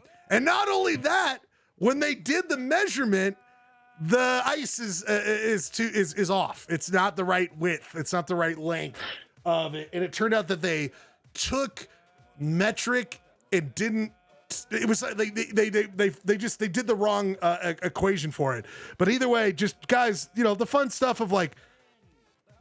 As we get older, Ryan, I always thought I'm a dummy, and then it turns out like, no, the world, we're just all dumb. Everyone's dumb all the time. Just like, hey, you didn't check the width of the ice? That's kind of like a big deal. And are we gonna finish this building? I don't know. Clay, your thoughts? Like, if they had just not said anything, would anybody notice? I don't think their plan was, Ryan, and then Canadian hockey, because they're fucking freaks, found out it was 3 feet too short, is what it was. 3 feet too short. The width? Too short. So that might have, but length. Oh, Length the was length, too okay. short. Clay, your thoughts on, Olympic stuff like this? America would never let this happen, right, Clay? Man, no. But I feel like this is like, this is a story that gets coverage every 2 months out from every Olympics. Like, oh, are they gonna get it together? And of course, it always That's happens. fair. I think I remember that for Brazil and you're China. right. It doesn't. China. This is a great way to get some clicks. I'm not trying to be cynical about the industry of journalism, but it's just a fantastic way to get people that are already interested in the Olympics to click on something. Fear that they will not have hockey, It's a great motivator to click on something and then buy one and then get a $100 Resi credit. It's a great point. That's Janine and I had dinner at Hide and Seek with that Resi credit right there. Well, Resi cred. I will say there was a great week of, to your point, Clay, like stories about this, and it was everyone going through like, do we do the games in Switzerland? Do we do the games in France? Do we, like, what's the contingency here? What do we do? But I'm kind of like, then there were the people who were like, listen, why does everything have to be so regimented? Let's play on some fucked up weird ice. Let's go, baby. Like, who gives a shit? Like, hey, that was our Olympics. We played on weird ice. What do you want? Meanwhile, Park City did actually lose a World Cup this year because of global warming, but it's not different. Right?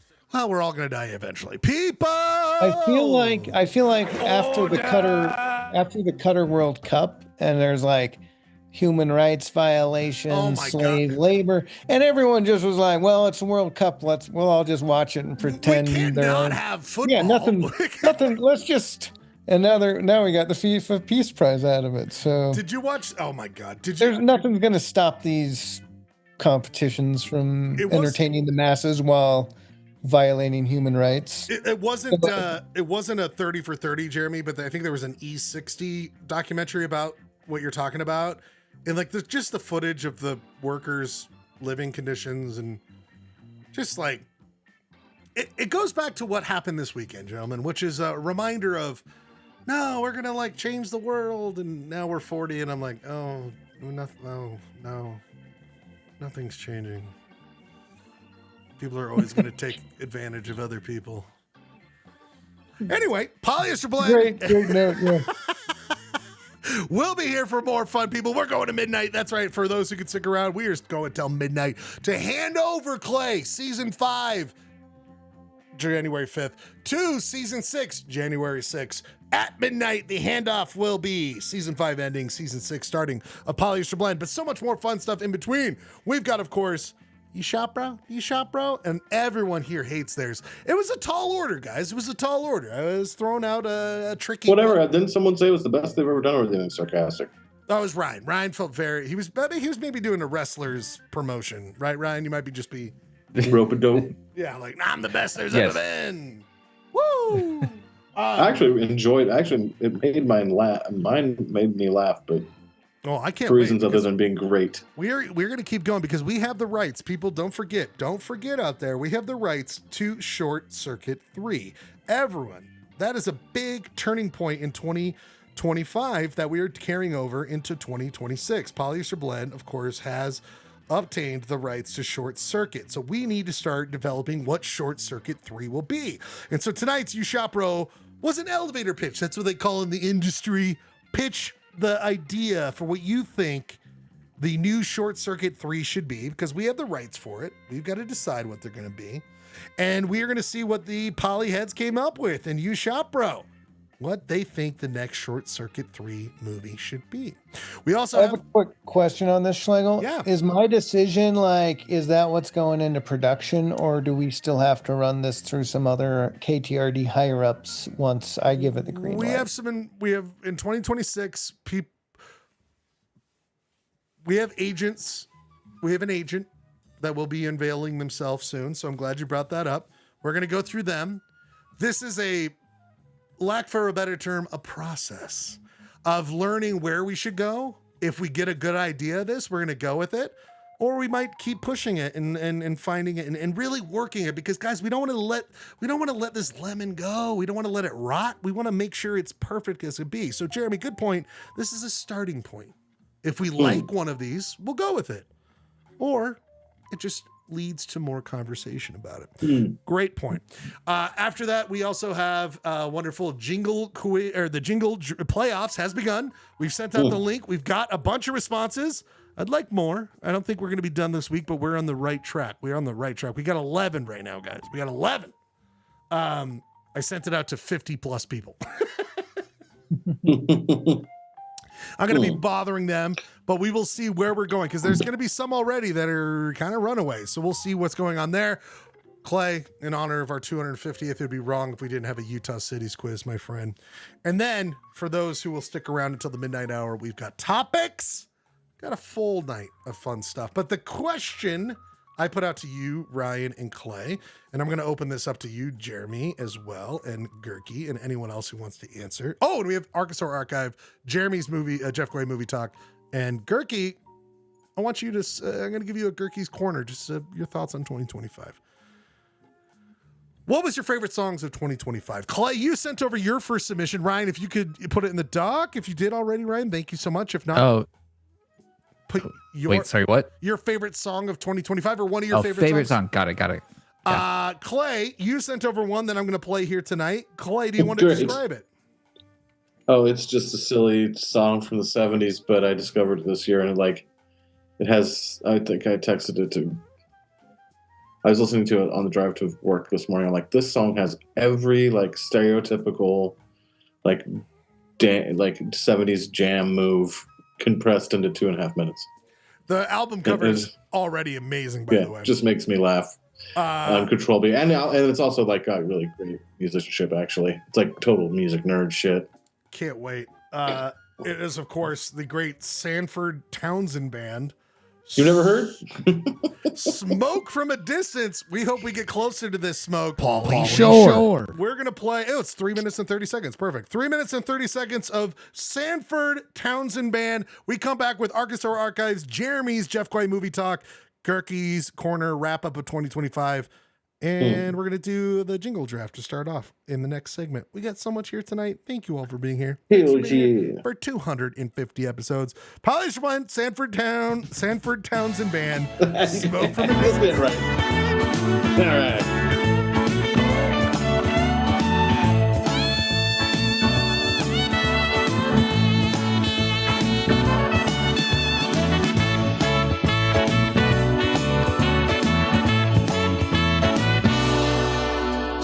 You left me here on your way to paradise. You pulled the rug right out from under my life. I know where you go to, I knew when you came home last night. 'Cause your eyes had a mist from the smoke of a distant fire.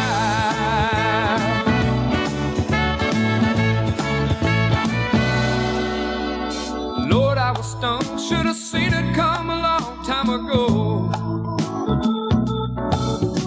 When I realized the reality gave me a role. If things are the same, then explain why your kiss is so cold. And that mist in your eyes feels like rain on the fire in my soul.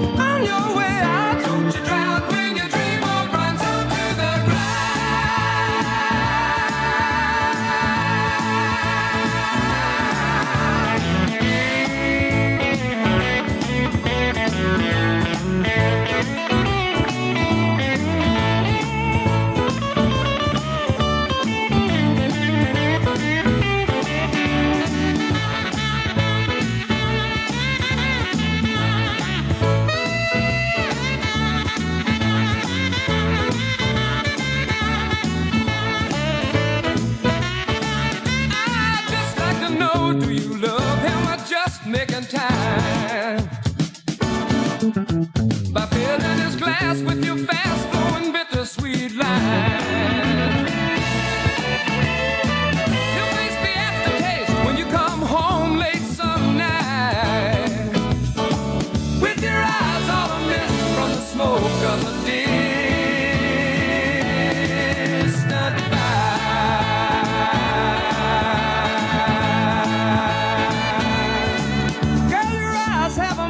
From the smoke of a distant fire. From the smoke of a distant fire. Your eyes have a mist from the smoke of a distant fire. Your eyes have a mist from the smoke of a distant fire. Your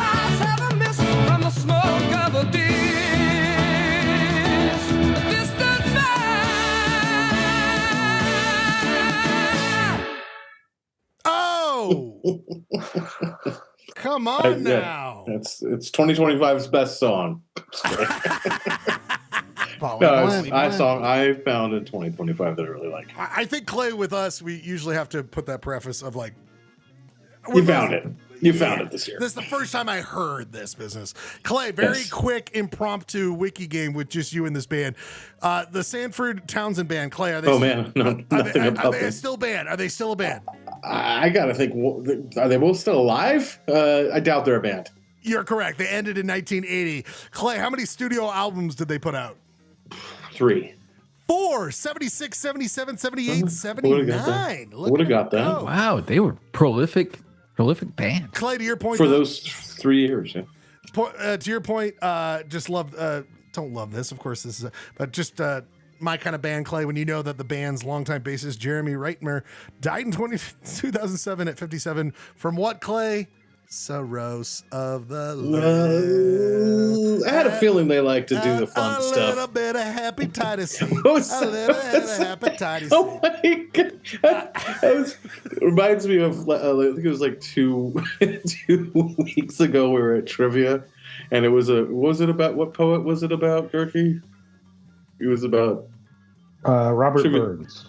No, Dylan Thomas. Dylan Thomas. Come on, guys. Sorry, man. It was a while ago. How do you manage to be the best trivia team when you can't even remember? So it was like someone said, like he died young at 47 from fatty liver disease. I looked over at Roger and said, "That sounds like something we could die from." Like all like excited. Oops. That sounds like something we could die from. Speaking of dying from, I'm going to die from enjoying this. People, this was our episode from 2023. Ryan, I just want to point out, look at them bleached blondes, baby. Right? You see that? Oh. Yeah, what's that look? You were having that beach blonde going on. I'm wearing a backwards. Wait, was this 2024? 2023, buddy. January 2023. 2023. We're talking about Bradford's Gosling Ken phase. Yeah, and then I forgot we did this. We did You Shop Bro When the Fun Stops pamphlets, Clay. Or sorry, Jeremy. Do you remember who won last? I have, but we did different ones of those, and I forgot whoever did this one. Oh yeah. Oh my god, that was me. I was thinking about this shop the other day. I was like, was that too over the line? I know you're looking at it right now. 3 years later. When the fun stops. God. Like, what were some of the other when the fun stops? There's a Cracker Barrel one. What is it? God, let's see here. Good stuff. Let me see what we have in here. We have. I think it was. Bradford. That was for the week before. Looks like When the Fun Stops, a guide to dealing with your favorites. Oh, that's probably me, or maybe Gerke made that for me. I could see him doing that. I think it was only 2 entries, me and that one. Oh, bummer. That's a fun one, sucking shit. People, you know what's not sucking shit? When this guy shows up. Producer Robbie here with us. I am. I'm Producer here. Rob, so good to see you. What a staple of the show. What a staple of 250 episodes. Before we go to a wonderful Archosaur Archive, first thing you think of when you look back on 2025? I think I know what yours would be. Oh, like good stuff? Just your first thought of what will you think of 2025? What will you? I think I know what yours would be. I think you have a very easy one to answer. Oh, you're thinking of me getting into a house. There we go. But what will you think of 2025? Oh, just it'll kind of probably blend in with the continuing years of can it keep getting worse? I think we're all feeling the same way. I'll think of you creating one of the great segments on Polyester Blend. It's time for another edition of the hit segment, Archosaur Archives, with our good man, the producer Rob, who I will think back fondly every year. What do we got this year, my good man? What are we starting off at 2026? This week, we've got another, I'll just say right off the bat, another extant crocodilian. Yeah, we're going back to back, or is it? What was the I feel like recently we did this as well. We did do we have done a crocodilian before, but that was a few months ago. Just thought we'd do another one, just for funsies. And don't forget that we of course do points for whoever makes the best goofs. I will just be reminded that producer Rob, we were doing 0.0000 for the last time we did this, so we really weren't hitting a good rate. I'll make these zeros, but go ahead, producer Rob. All right, the gharial, Gavialis gangeticus, is a crocodilian native to the Ganges and a number of its tributaries in South Asia, with a couple small populations in Bangladesh and Nepal and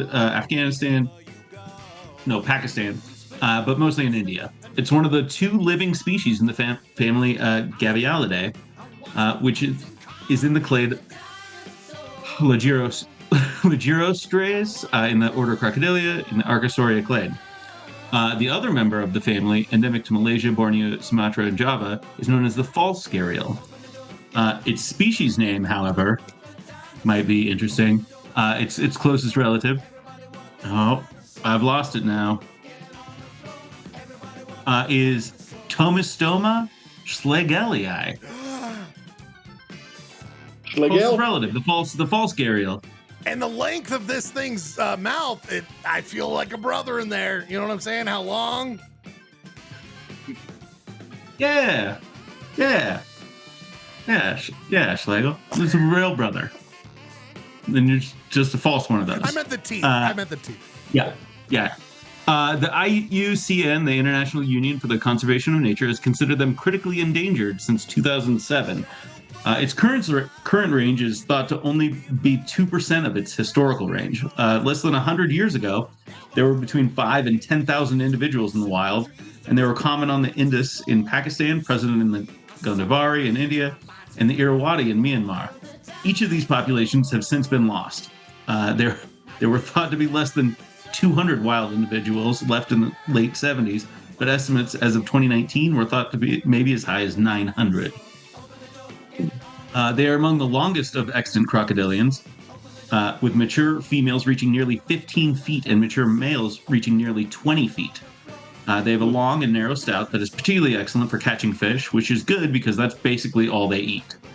Mature males grow pretty large and weird protuberance on the end of their snout over their nostrils, known as a gara. The name gharial comes from the Hindustani word gara that refers to a specific kind of earthen pot used for storing water. And that's what folks thought of when they looked at their weird noses.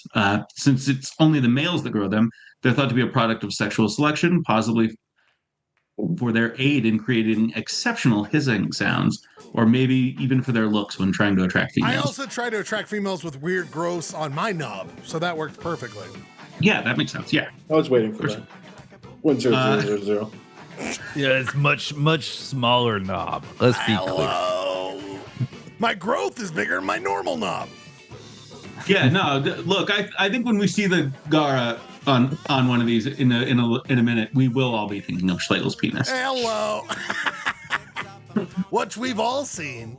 All right, people. Yeah. So they are also the most aquatic of living crocodilians. They do not stray far from the water. In fact, the only time they leave the water is for basking and to lay eggs. And they do both only on sandy riverbanks within like 50 feet of the shore. The Makara is a divine creature of Hindu mythology and may be largely based on gharials. It is aquatic with a long body and long snout, often portrayed with an upturned end of its nose, reminiscent of either an elephant or a gharial. They are the preferred mounts of both Ganga, the goddess of the Ganges, and Varuna, the goddess of the ocean. Rob, question. Now we can look at some pictures. Rob, so is that why it's got the long, like, tell me if I'm wrong, a crocodile or like could swim better because it doesn't have this weird long body, or like what makes it not as good as a swimmer as those other types, would you say? This guy's a great swimmer. A better swimmer? It's extremely aquatic, and a very good swimmer. It will. The nose has nothing to do with why it's a good swimmer, other than part of it being an extremely well-adapted fish hunter. noses. If you see a face that's shaped like that on an animal, that thing eats fish. I was gonna say, it's not gonna eat a human where a crocodile or alligator could potentially eat a... No, it's meant, those noses are meant to move quickly and snap at something. Gotcha. Side to side. I don't know whether to break this to you or not. Humans weren't around, right? Or no? When this knob... Humans weren't around when? When this little knobby guy was around? No, this guy is around today. Is almost extinct. I've seen this guy at a zoo. Yeah. No way. What is he called? Like, what's a regular guy? Crocodilio. It's the name is Gariel. Nope. Never heard of it in my goddamn life. Gariel. Well, look at take it all in right now. Look at these beautiful pictures. That is a Gariel. With peace and love, but I have too much to do. Not far from the water. Negative 2 points for me for trying to get Schlegel on the wrong thing. It's not Arizona. It's Utah. People. So it's not. It is a big. It's a long fucker. It's long. They're not the biggest, but they are some of the most powerful swimmers and some of the definitely the most aquatic. Do they outdate alligators and crocodiles in their? But they showed up earlier, or is it about the same? No, they're just a kind of like crocodilian, just as much as modern crocodiles and modern alligators are. They're just a kind of weird separate branch. There we go. There's a good Gara. And that's called a Gara. Look at that beauty. And it's just Look just at that scales. beauty. It's just like scale, or is it bone, or is it scales? No, it's like a fleshy growth. Whoa, that's Yeah, God bless. when they're young, They young all males have the don't fleshy have them. growth knob thing. Yeah, I think as males get to be like 12, they start to kind of properly grow them as they start to reach sexual maturity. And then they kind of peak out around 18, 20 years, I think. Where would I be most likely to encounter one of these? Great question. Besides in the water, in the Ganges. In the Ganges, gotcha. But there are not many of them out there, and you're also not gonna get in the water in the Ganges. And they are of no threat to you. Don't tell him what he's gonna do. Yeah. Don't tell him what he's not and going to do. All right, please. Yeah, your job is to tell us about Archosaur, not to tell me Look at that. whether or not I'm going to go swimming in the Ganges. When Jeremy's gonna drop his fleshy knob in the Ganges. Yeah. All right, please. The Ganges is a big ass river, and there are 900 of these guys. Most of them are in the Ganges, and there are a handful of others elsewhere. Now look at Schlegel's penis there. Yeah, now I see. Now I get the comparison to Schlegel's penis. Yeah. Earlier, I thought the brother comment was maybe problematic, but now that I see that, it all comes together. Yeah. Oh, zoom out just a little, Schlegel. You can take this on. Yeah, they eat fish, man. Damn. Yeah. That's like the equivalent of when when Clay gets a chili bowl. It just looks that vicious. Just like. Yeah. Jesus. Oh, cuties. And then here's some babies. Cuties. Look at that. That's a Cutie beautiful baby. photo. That's a great photo. Yeah. And then there's some real art of the Makara. That's amazing. Now, another weird depictions of something that's probably based on them. Yeah, and that's it. That's what we got. I will say this. Rob, you introduced this segment last year, and I cannot wait for it to continue on. It is one of the greats. You, of course, has brought it again, going into the archives and giving us one of those Archosaurs. Polyblend. You see that, people? Aerials. See what he did They're there? kick-ass. You see what he did there? People, we must go to this next guy. This is the triumvirate of mid-show segments. We always make sure we have our home run hitter, producer Rob, go up first. And then this guy can hit a home run, or he can get on base. We'll see what he does. Either way, I love to see him every time. It's time for Jeremy's Jeff. Unlimited Jeff Guay Film Talk. Jeremy's Jeff Guay Movie Talk with Jeremy Matthews. Jeremy, take it away, my good friend. Hey, everybody. I thought since we haven't had a poly blend, especially on a Monday, I know. ages, and I'm we sorry. haven't really had any poly blend in a couple weeks, it would be good before we get to my top 10 lists in the future to talk about all the holiday movies that have come out in the past. So you're thinking next week, Jeremy, you're teasing up next week. You're going to do your top 10 movies of 2025 next week? That is the hope. I should have seen, for example, Jim Jarmusch's Father, Mother, Sister, Brothers coming out. I'm trying to work out seeing Surat, but soon after that, Sundance is going to be starting. So I think two Mondays from now is the most we could push it. Okay, well, let's do it. Whenever you feel ready, we're going to do that. I can't wait to hear that full list. But tonight, you're going to go through the last couple weeks of releases, right? That's what we're doing here tonight? Yeah, and I'd say the biggest from a film lover perspective is probably going to be Josh Safdie's Marty Supreme. Oh, I can't wait to see that. Chalamet. And you know, the Safdie brothers made a series of films together, such as Uncut Gems, Daddy Longlegs. And this is the year that they both made separate movies, with Benny making the Smashing Machine. Why separate knob? Seinfeld. But I'd say that watching those two films, this clearly establishes Josh as the kind of couture of those two. Benny's because a good actor. Benny, it has very much the same energy that you've seen in their other films, and the trailer, I would say, toned that down quite a bit, where I was assuming, oh, this is kind of going in a different direction, but really it's a delightfully chaotic. Jeremy, can we do a quick poll of who watched this movie here tonight? Yeah, let's do it. Ryan Bradford? Oh, you've seen Marty Supreme? Yes. Yes. No. Producer Rob? Saw it. Clayton Scrivener? I had a chance to see it, and I passed on it, unfortunately. No, haven't seen it. Okay, so producer Rob and I, let's do no spoilers, but we can then, yeah, go ahead, Jeremy. You're saying see it. I say that you should all go see it. I think it's one of Chalamet's best performances, and there's a lot of virtuoso filmmaking in it, and it is very intense. You know, if you didn't like the likes of Uncut Gems, then you might not want to engage in this one, because it does follow in that same vein. But let's fucking bet on that.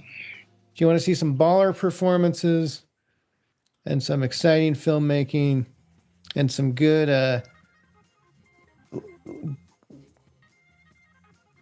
I guess you'd say ping pong shark action. I would say like production, lighting, like I think some of the best stuff that makes you feel like you're in the 50s where the movie's set. Like it's... As a period piece, it's great. Yes, it's about, I didn't really get to say what it was about because we kind of did the poll thing, but yes. Sorry. An aspiring American ping pong player. That's a bit of a alliteration. I didn't table tennis. He would say table tennis. He would say table tennis. It is inspired by a real guy, but his name was Marty, but not the last name has been changed. So it's clearly a lot of liberties have been taken, but he's trying to become this professional athlete. And as you can see with that American flag on his paddle, he's trying to catch the wave that in Japan there are very popular players, and so that's part of the element. But he does not have a big money sponsor or anything. So he is constantly trying to get the money to go play in tournaments and become this famous player and bring it to the US, and at the same time is creating pure chaos in his life as he tries to make that happen. So, like I said, it's one of those films that just has this through line where like one thing after the other keeps happening and it keeps building. And it's, as a period piece, it's very vivid, but also just as a character study, it's super engaging. And I will say, for when those people who see this movie down the road, I think they should, Jeremy, pipe up and say that they've seen it so we can actually have more of a formal talk about it. Because this movie, I want to talk about a lot, but I don't want to spoil it. But I would say it's definitely, for me, a recommend. But it is. I want to talk about it, is what I would say. Jeremy, next one on what's come out in the last couple weeks. All right. Next, we have another heavy hitter filmmaker, South Korea's Park Chan-wook. His new film is called No Other Choice. And it is a satire. The South Koreans have a knack for making these kind of critiques of capitalism. God bless. This one is about a guy after being laid off. He had this perfect idyllic family life, and then as he's struggling to find a job, he realizes that maybe there aren't enough jobs around anymore that would pay him enough that are in his area of expertise. So maybe he needs to murder some people in order to get some job openings and also make sure he's the one who gets the job if there is an opening. So, but it's done, you've got that classic, have you seen Park Chan-wook films? Very vivid cinematography. He captures that idea of, both the kind of satirically like perfect sunny house, but then also everything's a little chaotic and a little absurd. And I wouldn't rate it with his last film, Decision to Leave, which I think was really great, but it's definitely a thoroughly entertaining piece of dark satire.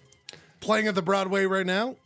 It is playing at the Broadway and I believe the Century 16. God bless. We'd love to see that. My next film is only playing at the Broadway. Oh! Has anyone else seen this one before we move on? Ryan, you've seen it a couple times, right? Is it porno? Yes. The high class porno. It's a very it's an artsy porno. So like, you don't have to feel like it's just porno. You can kind of feel like you're being. Ryan's like, I saw when this you on watch it. Braziers. This is on Braziers. No, I saw it on Bang Bus. People still. Ryan was on the Bang Bus. I'm the only person in 2020. You had it on your iPad on the front seat watching it. Wow, what a weird world to live in. What was the next one, Jeremy? No one else has seen. If Ryan hasn't seen it, no way. The next one is The Secret Agent by Kleber Mendonça Filho. I have no idea how well I pronounce that. Probably terribly. Oh, the dude but from, Brazilian filmmaker. The film The Secret Agent is set in 1977. It's the dude from he was in the Netflix show about the cocaine guy in Colombia. Why am I forgetting it? Anyway. Carlos? Narcos. Narcos. Thank you, Gerke. Thank you.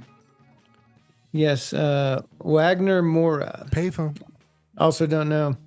Yes, I actually thought of this film when you guys were talking about your payphone. Because look at that payphone. It's I miss the shelter, that kind of modernist shelter on it. It's in a courtyard. It actually plays a bit of a part in the film's rather exciting climax, which the film set in 77. It kind of is reminiscent of some of those classic like chase scenes that end sequence.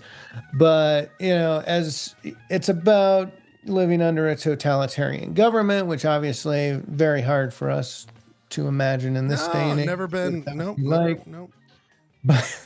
But yeah, it's about a guy who's kind of in hiding, having been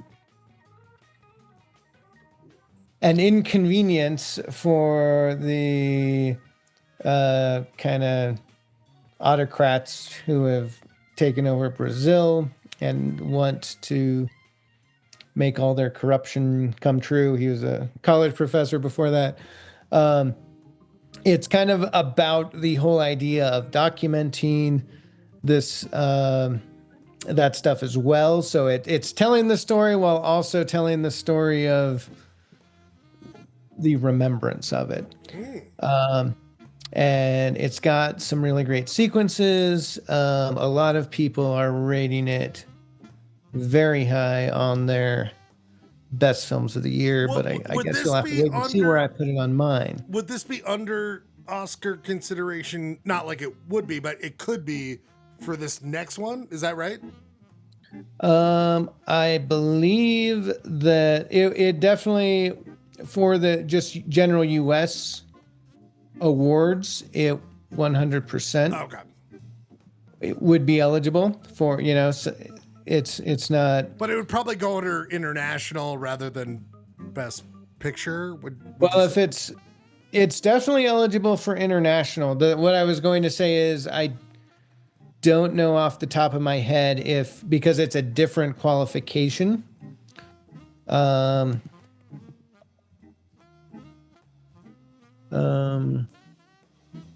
Let's see, Brazil forms. Ryan, your thoughts on the films of Brazil? Films of Brazil? I've seen the movie Brazil. And your thoughts? Great. It's a great movie. We love it so much. We love it so much. Auteur. Well, actually, yeah, I'm having trouble finding whether it was officially selected. Brazil did win for I'm Still Here, Walter Salas's film, if you saw that last year. I did not. Which was also about, it's also a period piece about living under the oppressive regime there in Brazil. Jesus. You have a bunch of people killed and under fascism. Suddenly you got a bunch of movies and awards. So there's a silver lining on all those clouds. Your next one, Jeremy. Those are kind of the three big ones I signaled out. There are some more, obviously. Can I throw two more out to you? Yeah, well, there's the Anaconda movie. There is. I want to see that. There's Song Sung Blue. I know. I'd watch that. Has anyone here, Jeremy? Did you see Anaconda? I did not see Anaconda yet. There's also Zootopia 2 is another one Zootopia for the kiddos. Amazing. Anyone see Anaconda? Never. Nope. Ryan, as a guy, you and I grew up watching Saving Silverman, the reuniting of Jack Black and Steve Zahn in Anaconda. Oh. And I was like, oh, here we go, baby. Here we go. The premise, Jeremy, you know the premise of this movie, right? I've been told that the why don't you tell us about it if you've seen it? So I did see Anaconda. Oh, you did? Did you see it in Vegas? Oh, we saw it at Red Rock. We were in a pack theater. So fun to see a movie in a theater. Did it work? No, but it didn't. No. Such a great idea. So it's no Tropic Thunder. Let's think IP. That's part of the reason I haven't seen it yet. Is I was hearing not so great. It's a great idea, right?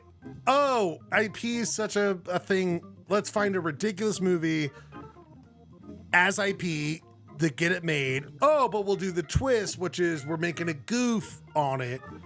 But then they fall into the traps that they actually have to make a blockbuster. It's just not.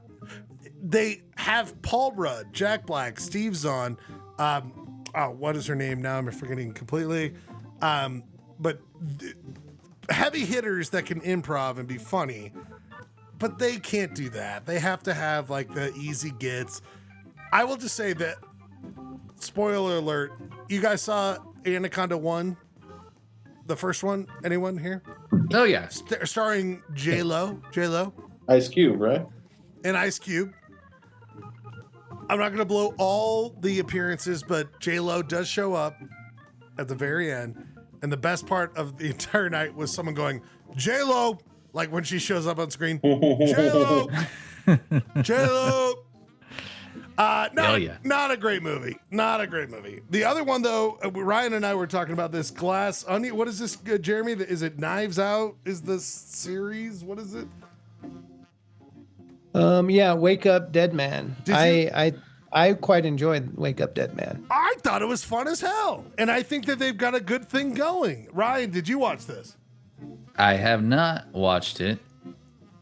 Just a fun, who done it, and they play it out. And Ryan Johnson seems like he's got a sense on this. Ryan, I'll never forget. We watched Bricks in Santa Cruz, California. Is it Bricks or Brick?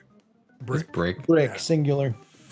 Guy knows what he's doing. Enjoy his filmmaking. I'll watch it. Yeah, well, it's a great exercise too, and it kind of keeps delaying the gratification of the song almost to an absurd point where you're like, all right. But then once it comes, it's actually really satisfying. That's what Clayton said. Or Clayton's. He's like, trust me, once it comes, it'll be really good. But it's, the locked door mystery. That's it.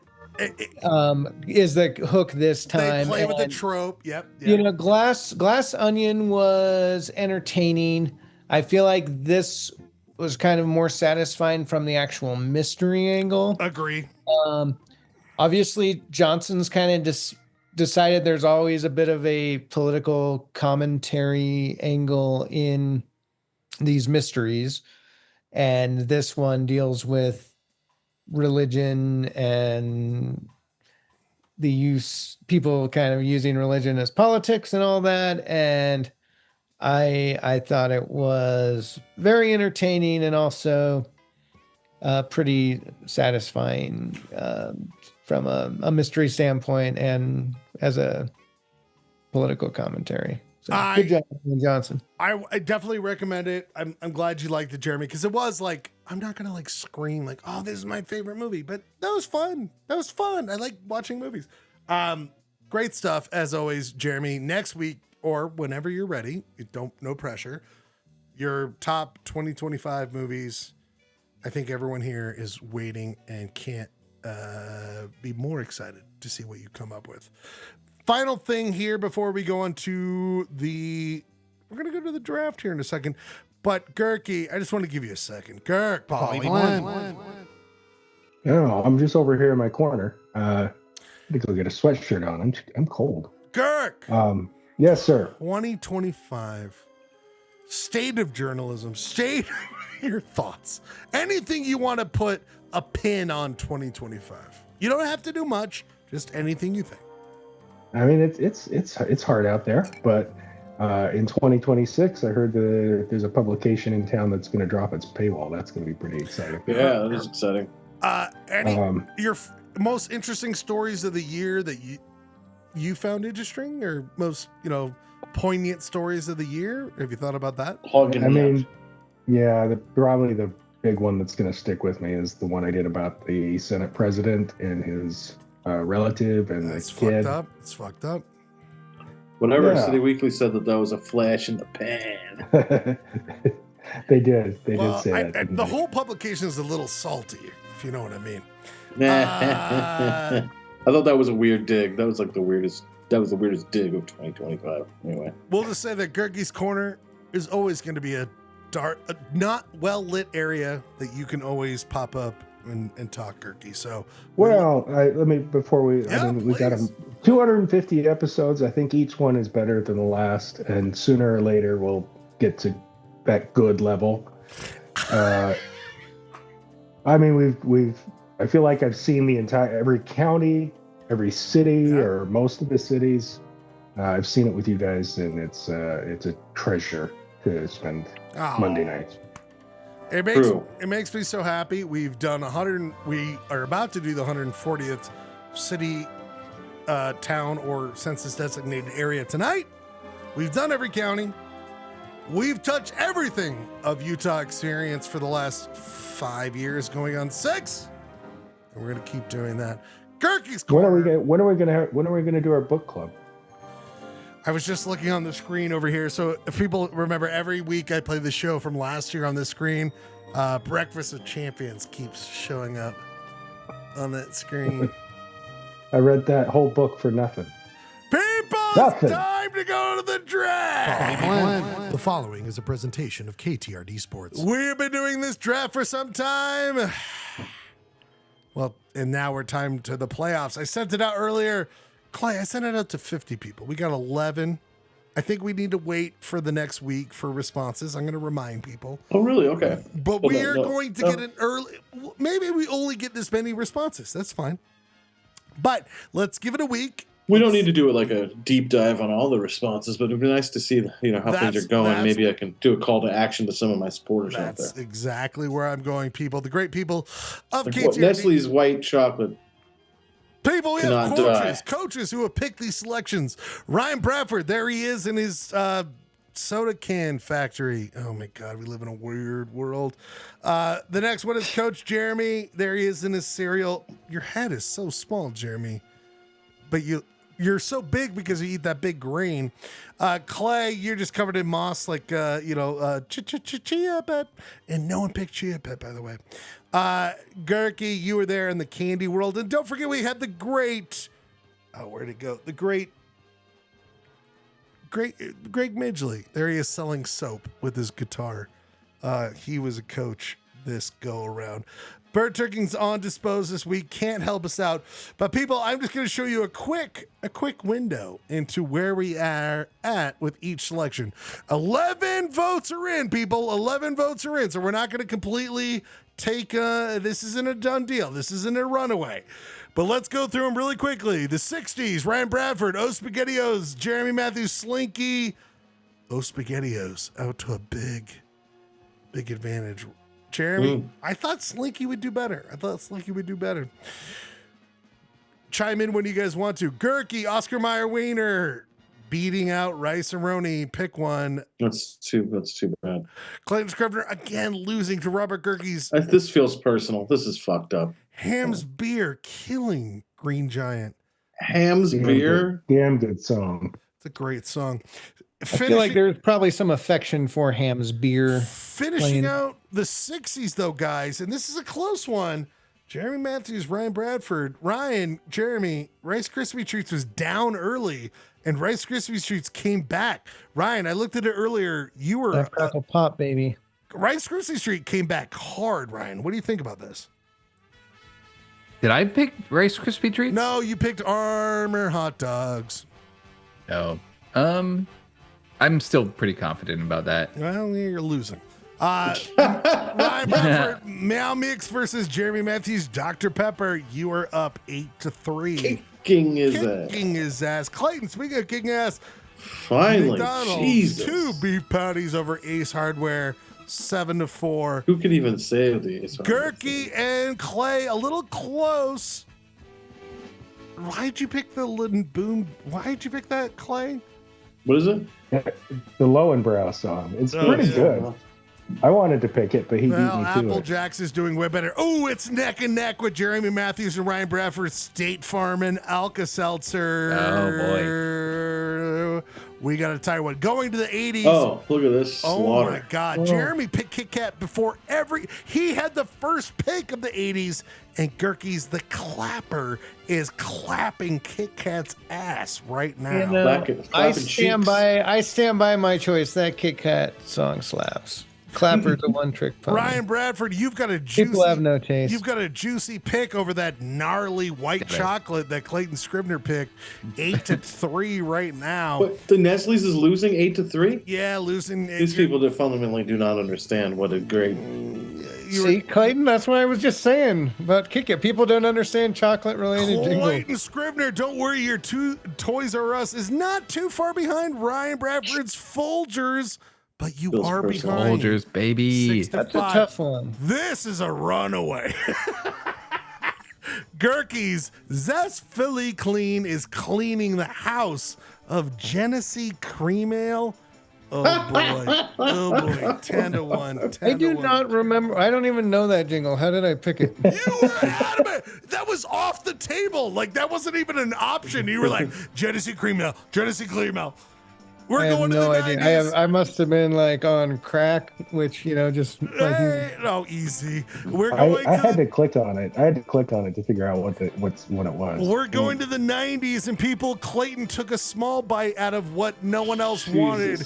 It was Be Like Mike. Gurky's 8th, so he picked that second. You had all the choices out of the 90s, Clay, and you chose Bagel Bites. Your ass is being handed you. If you were to go back and listen to the Bagel Bites commercial, it's fucking awesome. And by the way, Michael Jordan, don't go against Michael Jordan. Oh, it is a tight one. Tight one between Hot Pocket and Chicken Tonight. Chicken Tonight taking the slight lead 6-5. People, the next one is. I have a lot of tight ones.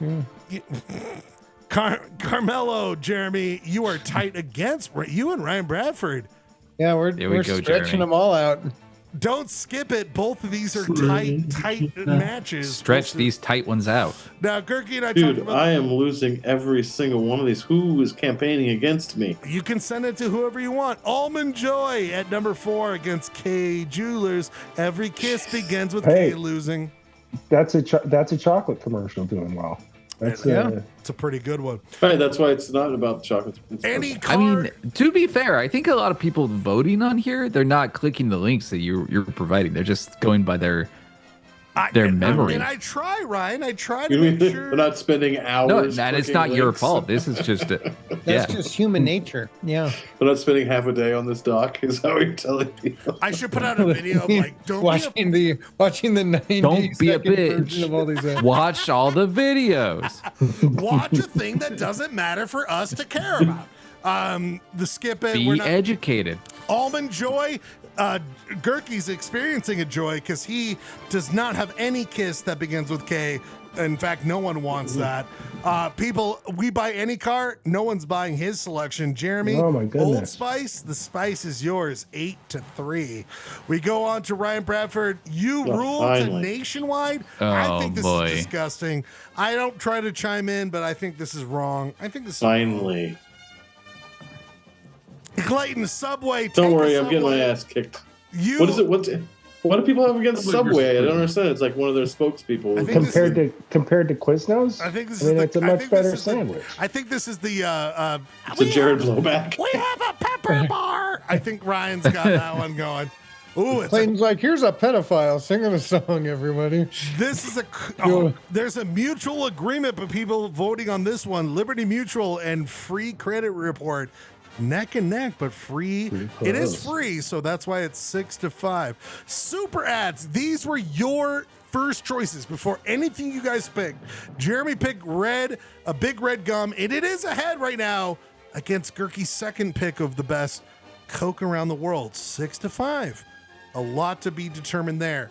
Unfortunately, Mentos, Ryan, which I thought was a lock.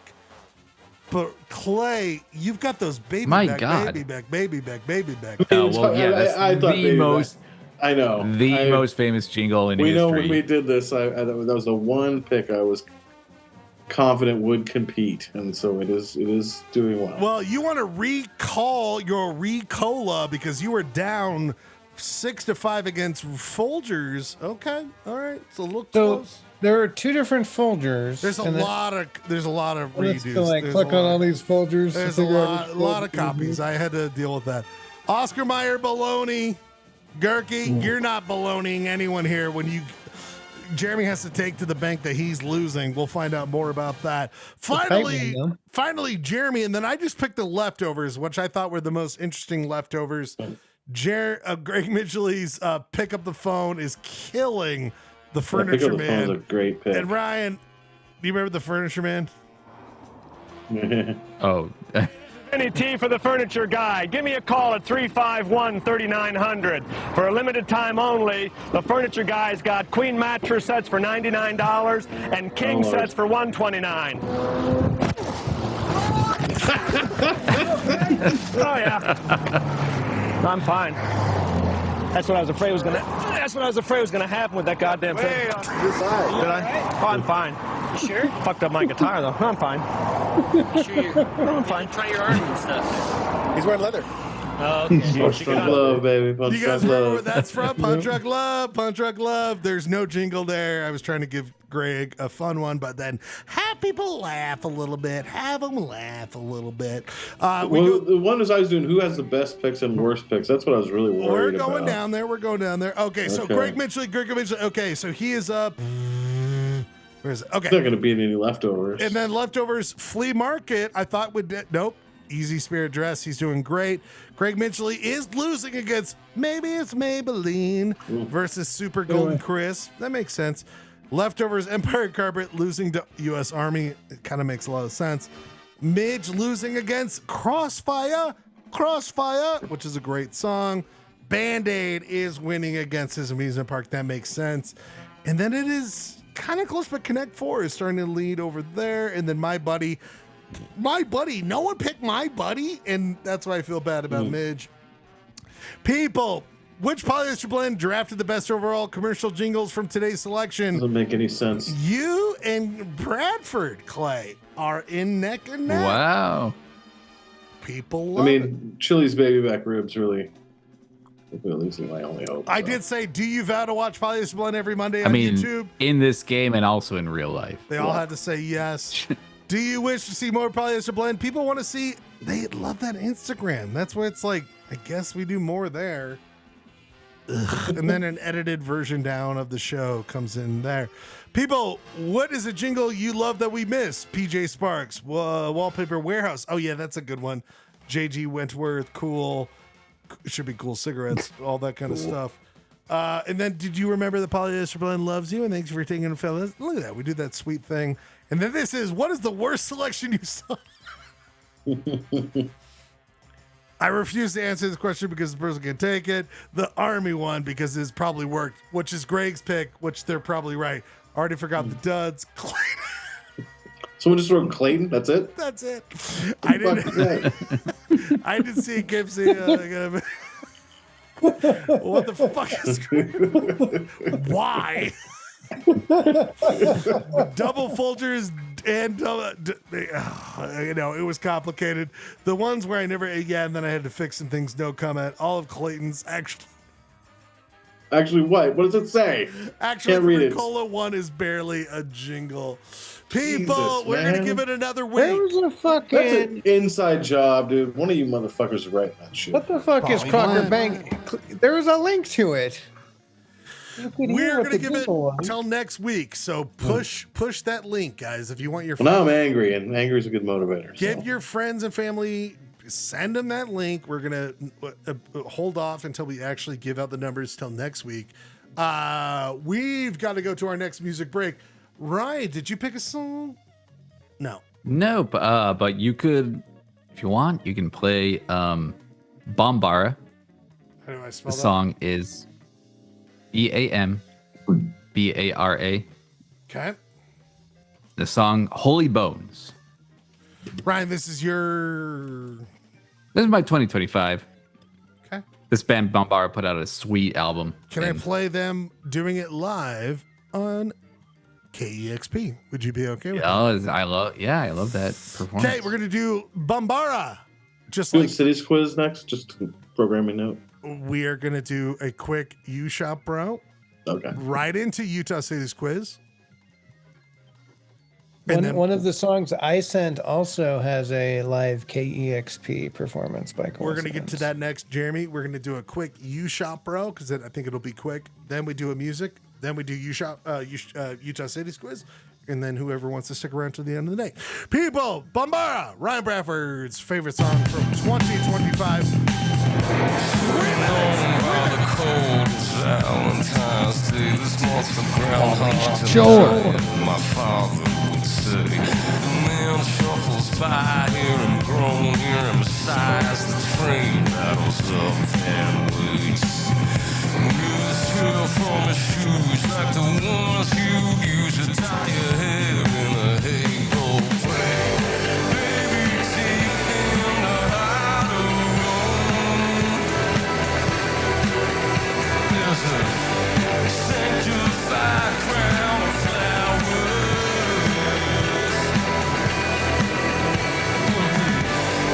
Better blessed as your headdress.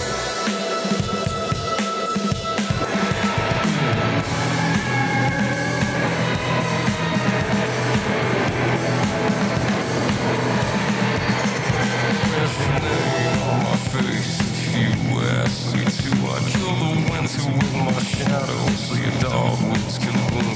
No, it seems like I forgot. There's this plan that I got that's still a present, luminescent as you. Ain't no sacred price too great, no love that I won't break to see you shine like a stained glass snake. Baby, deep in the heart of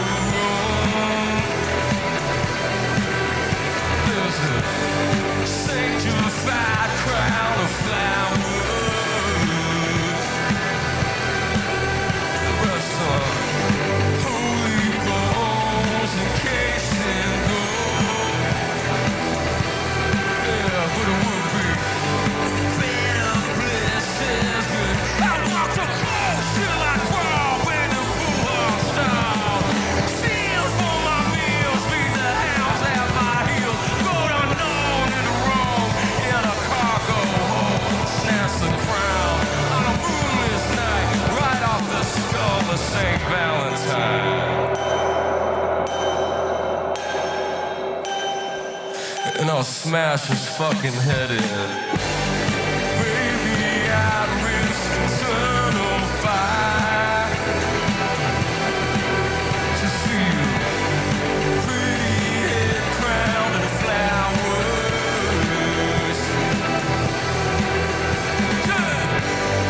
Don't you cry for St. Valentine. He won't mind, no, he won't mind. He's been dead for so long, but we still got time. Elena, please, come on, baby, say it's still mine. That's rock and roll music, baby. That's rock and Yeah. roll. It was really similar pick. to Poly mine. blend. They both, came out in 1976. It's a polyester blend. And both of their bass players died. What was of that? What was that? What did he say? He was gonna kick some fucking ass there in the middle. That was pretty. Bombara Holy Bones. Bombara Holy Bones. People, we must get to the holy grail of this polyester blend 250 show. I can't believe it. Can't believe it, Clay. I just couldn't play. But was it the right answer? This was us last year, Clay. This is us. A little bit of Zillow I love talk. looking at memorabilia. Oh, this is 2 years ago, Clay. I mean, if you spend a lot on memorabilia, this is us 2 years ago, Clay, doing Which we do. I do. Zillow talk. We used to do Zillow talk 2 years Everything's ago. confusing here, Ryan. Everything. Polycourt later on in the show. I think this is I don't know if Clay shows Back in up. Ryan's kid, back in Jerry Matthews' lean back phase. There's Clayton. Clay. Shut the fuck. No wonder you love that show. Oh, dude, I was so close. This was 2024, people. What show of 2024, dog?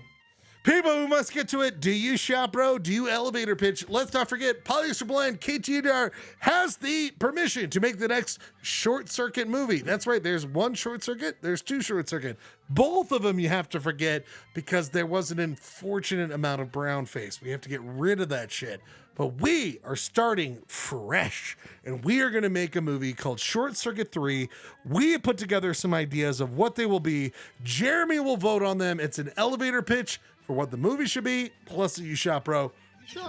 Do you shop, bro? Do you even fucking shop, bro? Do you shop, bro? Don't forget, Jeremy, you have a whole list of cards that you can always throw out that we have at your beck and call. Jeremy, do you remember any of the cards that you have? Do you remember any of them? There's the Clayton Says He Sucks card. Well, you got yellow, you got red, you've got Clayton Says He Sucks card, yes. There's the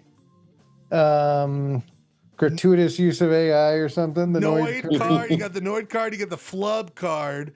You got the Kiss Ass card. Clayton Says He Sucks. What did you search card? The Raunch card. Ooh, a little too raunchy. Looks like a dick card. Logical Fallacy card. And That's then a good the one. AR card. You have so many. Oh, and then Jeremy Card Moral. I don't know. I guess we're thinking something. Unclear moral card. Yeah, unclear Good moral one. is probably what we're doing. morally. I want to know what I'm supposed to take away from this shop. Most likely. What is your position? Take a side. I will say here tonight that we are trying to pitch Short Circuit 3 narratives. We're trying to make a script, people. We are starting the egg. Might not be the end. We're just starting ideas. And I'm asking these guys, I'm cultivating my boys, my poly boys. And I can't remember who won last time. Jeremy, do you have any memory? I have no memory. If you have a memory, God bless. Or you could just ask who's to go first. Either way. I feel like it might have been Bradford. Because he maybe did this. Oh, yeah. Yeah, I was right. That's a good one. That was a good pandering to the judge card.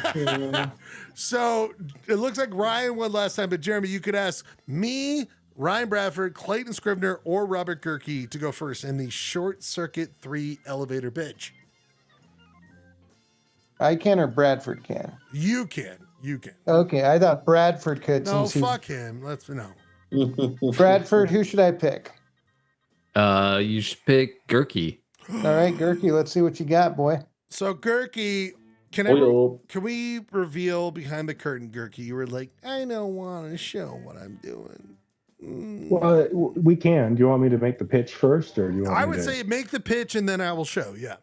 Okay, if you remember, Short Circuit 2 ended with Johnny Five all plated in gold, and he's like an international celebrity, See, right? this guy knows, John. I'm so proud of you, Gerk. I'm so fucking proud of you. But in the intervening years, AI has taken his job. He's down on his luck. He's joined the police force, and he's been sent to South America. Now we can just pull this up.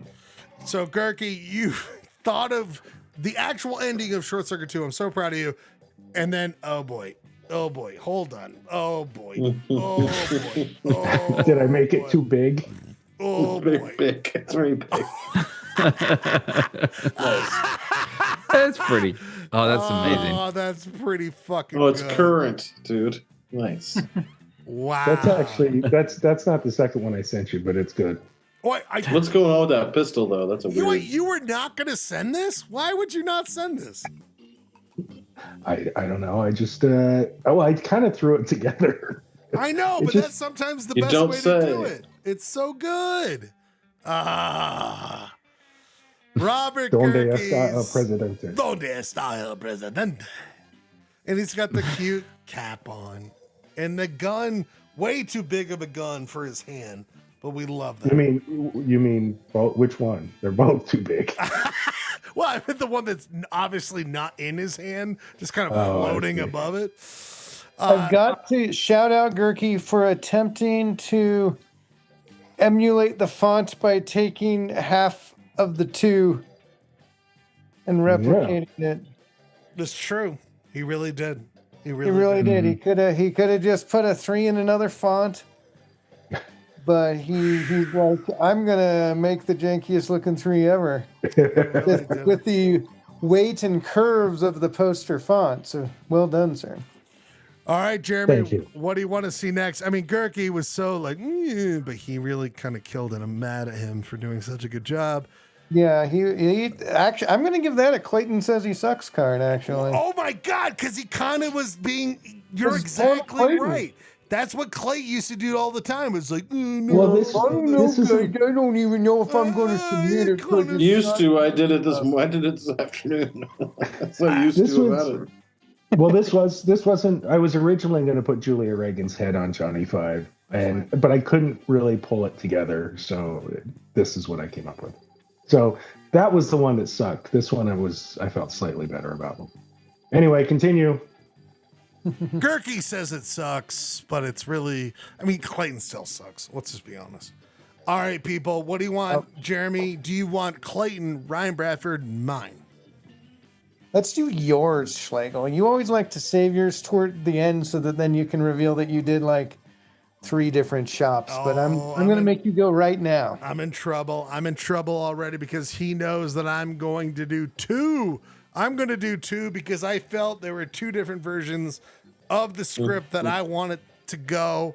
So, and mine, I know I'm not going to. Mine suck, guys. Mine suck. I just, Card. Everyone but Clayton could end up with this card tonight. But I also don't think my scripts will suck. I just think that my elevator. I don't think my shops will be as perfect as I want. First of all, you're not going to get it greenlit.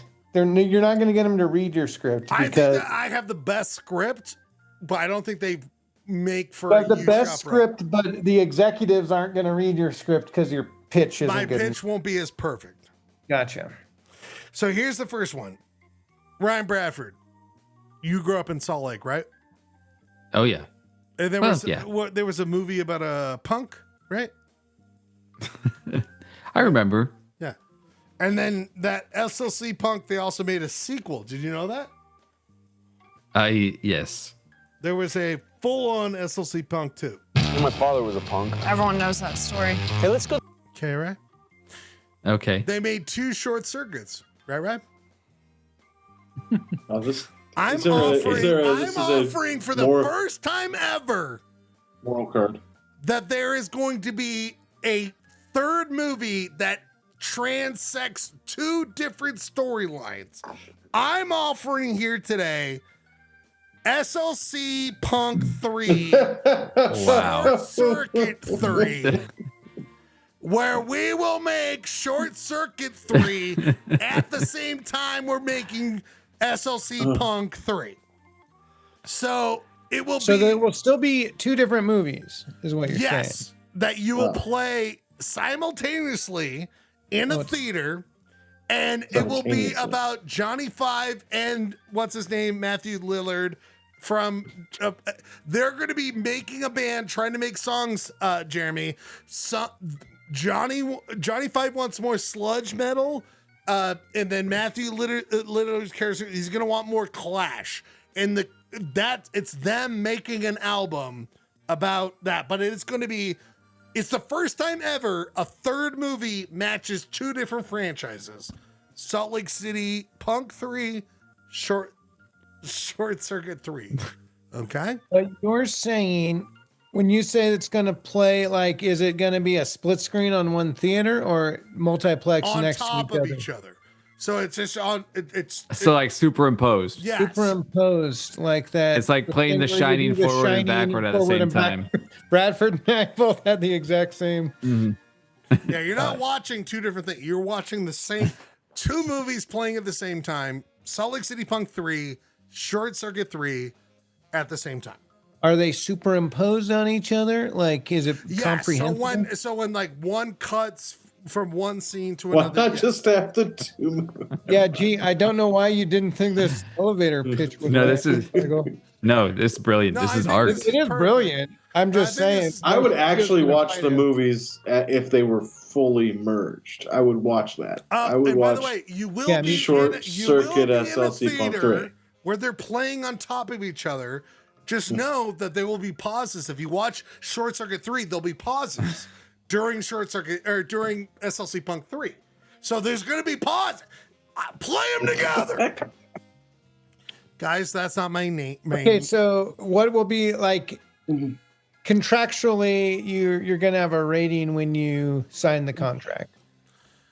Is SLC Punk going to be an R and Short Circuit a PG? But how are cool we would the doing with movie that? be where the final reel, Jeremy, you know reels film, they come together at the third reel where the same movie starts, and it's Matthew Lillard's and Johnny Five playing a punk show at the Tower Theater circa 98.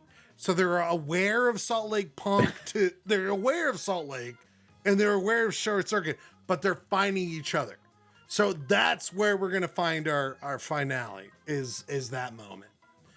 And that's where, like, also if This you guys isn't even his number one, guys. it's not my number one. It seems like you're kind of making this pitch up on the fly. Hey Ryan, do you like punk rock or do you want to sell out and like No, actually, this your whole like graffiti text on this is amazing. Like look the short the L circuit L 3. Yeah, T3. I'm just in awe. Right. Do you want to watch It's that? also a Wait, Terminator. wait, Jeremy. Does Ryan want to watch this movie? Fuck yeah. Oh, Fuck okay. yeah, I do. All right. I'm just saying, pitch on the fly, but you had me hooked. Now you just got to reel me in. Bye. Okay. Right. Addition to the pitch, based on the typography and the timeline of this, what if after Terminator 2 Judgment Day, no other film had come out and we're also watching T3 Terminator 3? In this, it's a 3-way sequel. I will say right now that that Johnny Five and Matthew Lillard, Matthew Lillard is my new name for him. They would shit on Terminator 3 because that's a shitty movie. They'd be like, "Oh, oi, this movie fucking sucks, right?" And they would be like, "We haven't played Salt Lake City because the last time we were here, someone ran on stage and broke Matt's nose." That's what they would say. Ryan knows punk rock. I know what you're talking about. I would just say it's a new Terminator 3, Schlegel. Try to keep up. Can we all just be comfortable that I was so excited when I realized that there was an S and a C, an SLC that could be short and circuit, and then they would be equal 3 and 3. I think we got something there. The real movie I want to, if we're going to move this along, is this one. Though, guys, this could be an option. Is this one. Ryan, I brought up Steve Zahn earlier. Steve Zahn works in he works on the Union Pacific in a warehouse where no one notices that there's a box. He opens up the box. Johnny Five. And this is in Salt Lake City. He realizes really quickly, let's go to Wendover because Johnny Five, you can count cards. Gentlemen, Short Circuit 3, all the hard ways.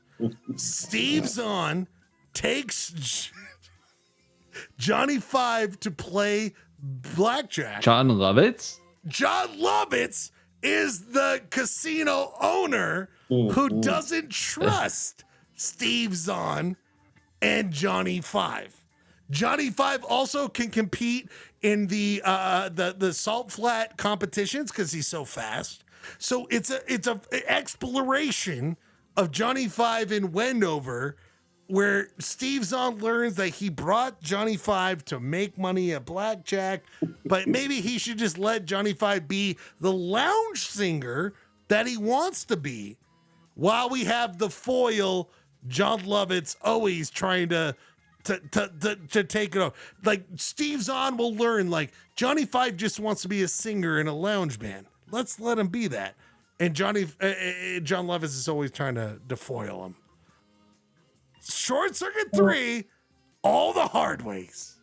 So when the movie starts, he's helping him count cards. So Steve Zahn is like, this computer. He brings a robot camera to the blackjack table. He's going to read the cards. And John Lovitz is I hate this because he can't. He's not an actor. No, but he'll be like, you can't do that, right? You can't. Yeah, but then they just get kicked out, and that's the end of the movie. But then Johnny Five becomes the lounge singer, so he has to allow him there. But then Steve Zahn has to learn that he can't rely on his robot friend to give him money. He just has to let his robot friend be a lounge singer.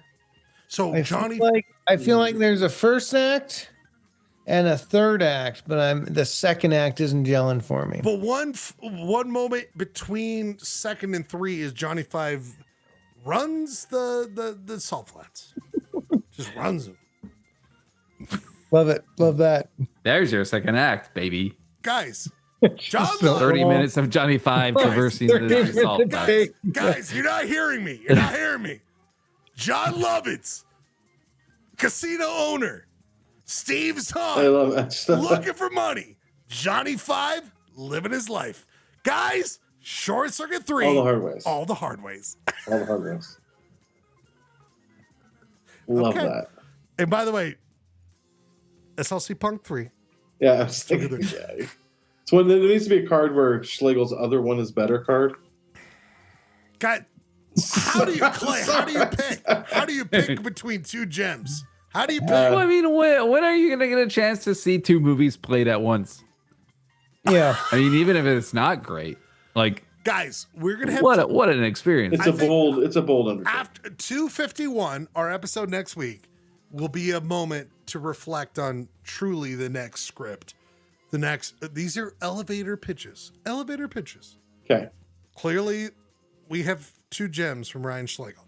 But let's go ahead. What elevator is this? Who's left? Who do we have There's left? one long elevator ride. Who do we have left? Who do we have left? Is it Clay? Clay. Clay, are you ready? Sure, I'll give you the pitch. It's really pretty simple. Hey, wait! Everyone else gets a run up. Jesus Christ, man! Sorry, Clay. You go like ahead. trying to kick my legs out from underneath me before I even start this. Is there a got deprived of my run up card that we can give? Well, I was just saying, like, it's much like Gerke's foundational plot in that we all know it's a riches to rags story where Johnny Five's on hard times, so this is inspired by a real life story. He's desperately trying to find income, so he's actually turned to this scheme. We can show it now. This is so dumb. I like really. Oh, no, wait. Okay, wait. I can't see it. Oh, we can see it, brother. I can't see it. It's where he offers home goods online to friends. You can see it. I can see it. Oh, Jeremy, you can see it, right, Jeremy? Wait, did you number Does 5? Is that anybody need a lamp for free, but it's actually cost money? Are you making a wait? joke? Does AI not know who Johnny Five is? I'm making fun of our friends thread where Janine offered a lamp, and then people are like, "Yeah, we want it," and he's like, $50. Sorry, I just love the lamp. I do love that you made the lamp. Also, you're doing love the lamp. You're doing that shitty reboot of like a Johnny Five where it's a whole other AI interpretation. Yeah, there must be some kind of copyright thing because I was like, dude, no, I want actual Johnny Five, and I refused to do that. But I really liked the Can I go ahead? Dialogue. Can I go ahead and say, Jeremy? Yeah.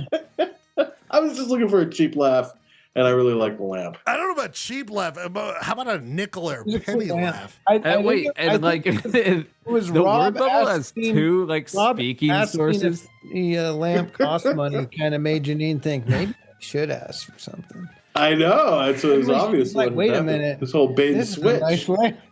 So Maybe basically, I don't want to give it away.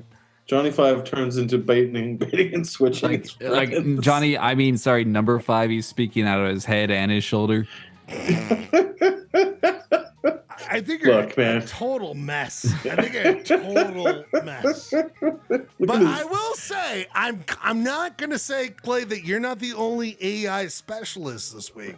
Because the guy. Wait, one more question is new reboot Johnny Five talking out of his mouth and his shoulder? Yes. Oh, it is his shoulder.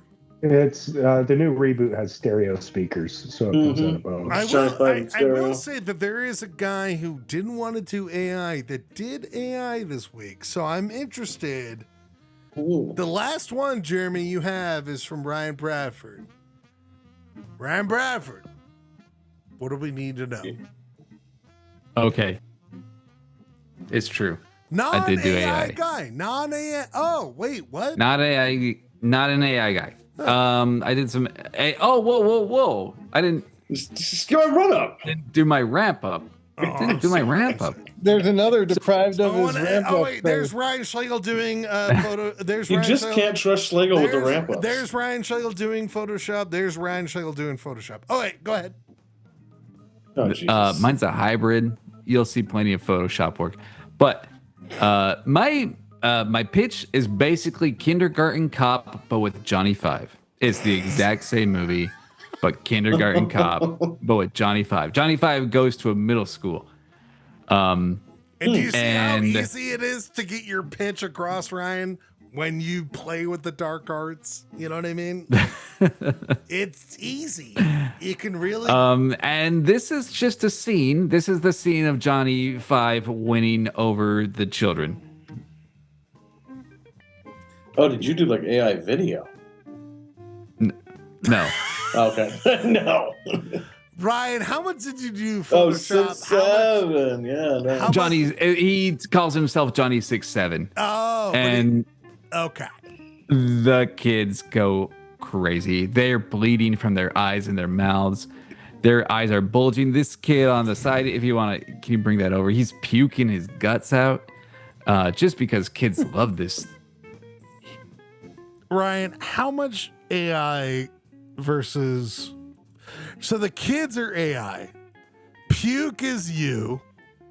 Eyes Puke is me. Eyes are you. Puke is me. Eyes are me. Eyes are me. Elongated mouths, bleeding, all the blood. Johnny Five is me. Johnny Five is you. Ryan, do you have to deal with 6'7"? Because maybe I will feel more sympathetic.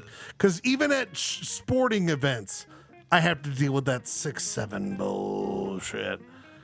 Are you dealing with this day to day? Not so much. No, not so much. But those eyes are funny with the the first row, and then everyone else is just blood out of the. And Ryan, it's just blood out of their eyes. Because that's how crazy people are about this meme. Yeah, and Johnny Five is kind of doing that anyway.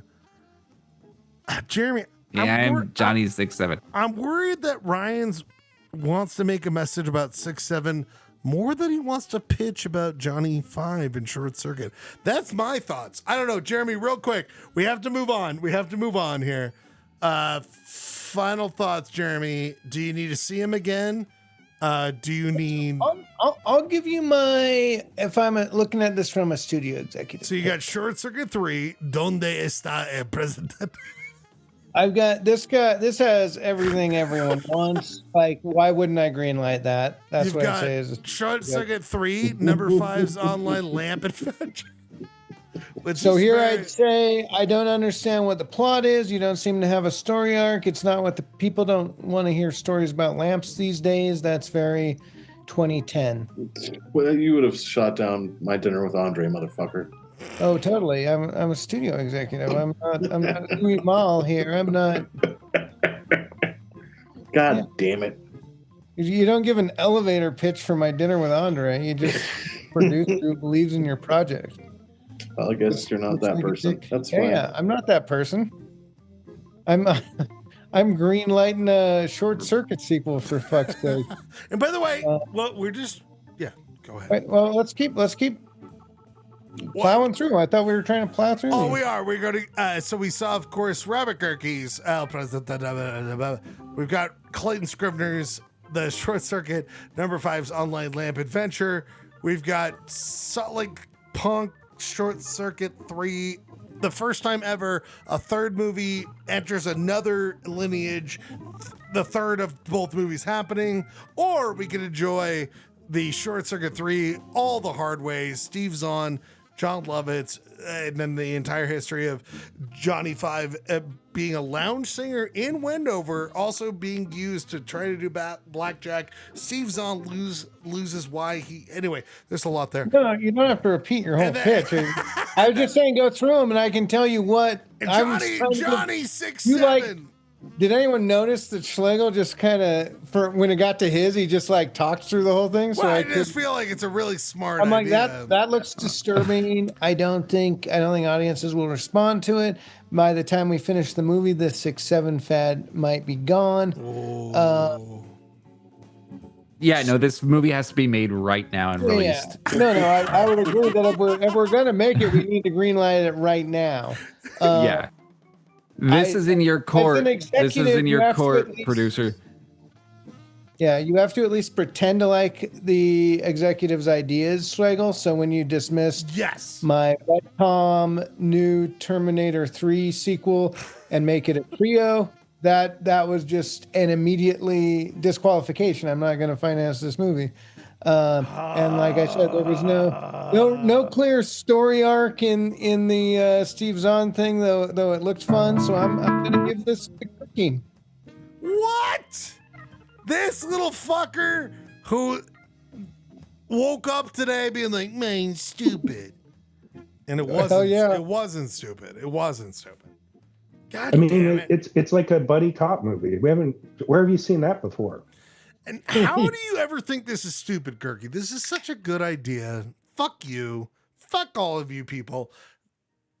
People, we've got a lot of work to do. He's the only one who had a nod to the original franchise storyline in his description. So we love going off of the basis of what we heard tonight. Short Circuit 3 will go through a lot of phases. We will hear about that. People, I'm going to play this song, and then we're going to do Utah City Squiz. Very quick one. We'll be back. Ryan, don't. I know. I might have to have somebody be in my place. Wait, Ryan. I know. Could you just hang out for the first two and then give it over? I think it'll be perfect. If you just yeah. Okay. Wait, Clay, you can't do it? I can do it. Ryan, just listen to what I'm going to do. Just the two questions, then you can hand it over to Gert. All right? It was the second shot. Lance pushed us way to play. We're going to hand over the 5th season to the 6th Can we season. just do it now without the music? Okay. How about this? Just give me, I got to reset for 1 minute. 1 minute. We come right back. 1 minute. Oh, wait. I want to play this a little bit. Okay. 1 minute. We come back. Eddie Vedder, save it for later. His cover Sure. that was for the Bear, I thought was so fantastic. We're going to be back in 1 minute, and then we finish the whole thing. Jesus, all these people. I love them so much, but you got to change this. Save it for later. Eddie Vedder, and he's not a vending machine. Here we go. This was 1 minute.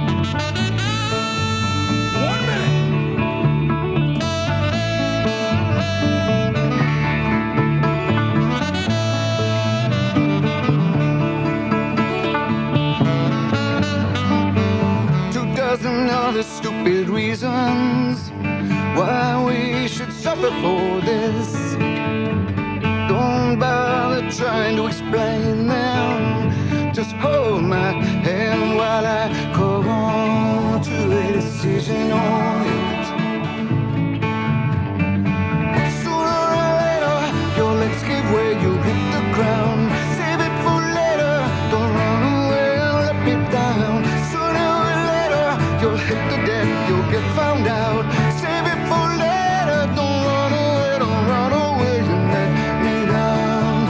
Run away and let me down. Run away, let me down. Run away, let me down.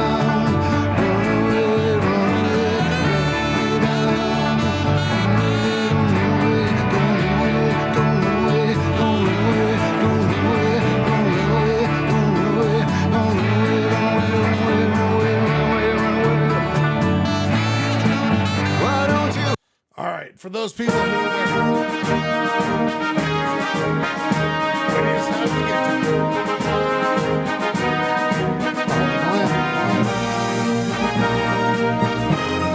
We gotta get to it.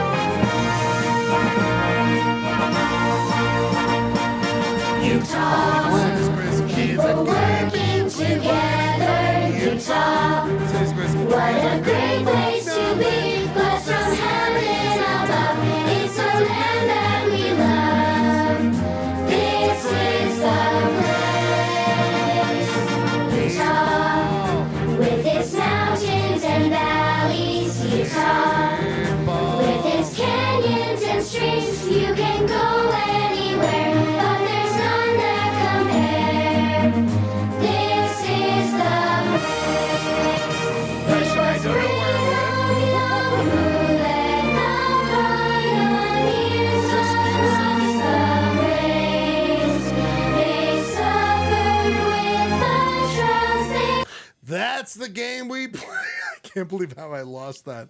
It turns out it wasn't a YouTube video. Ryan Bradford, are you there? I'm here. Clayton Scrivener, are you there? Here.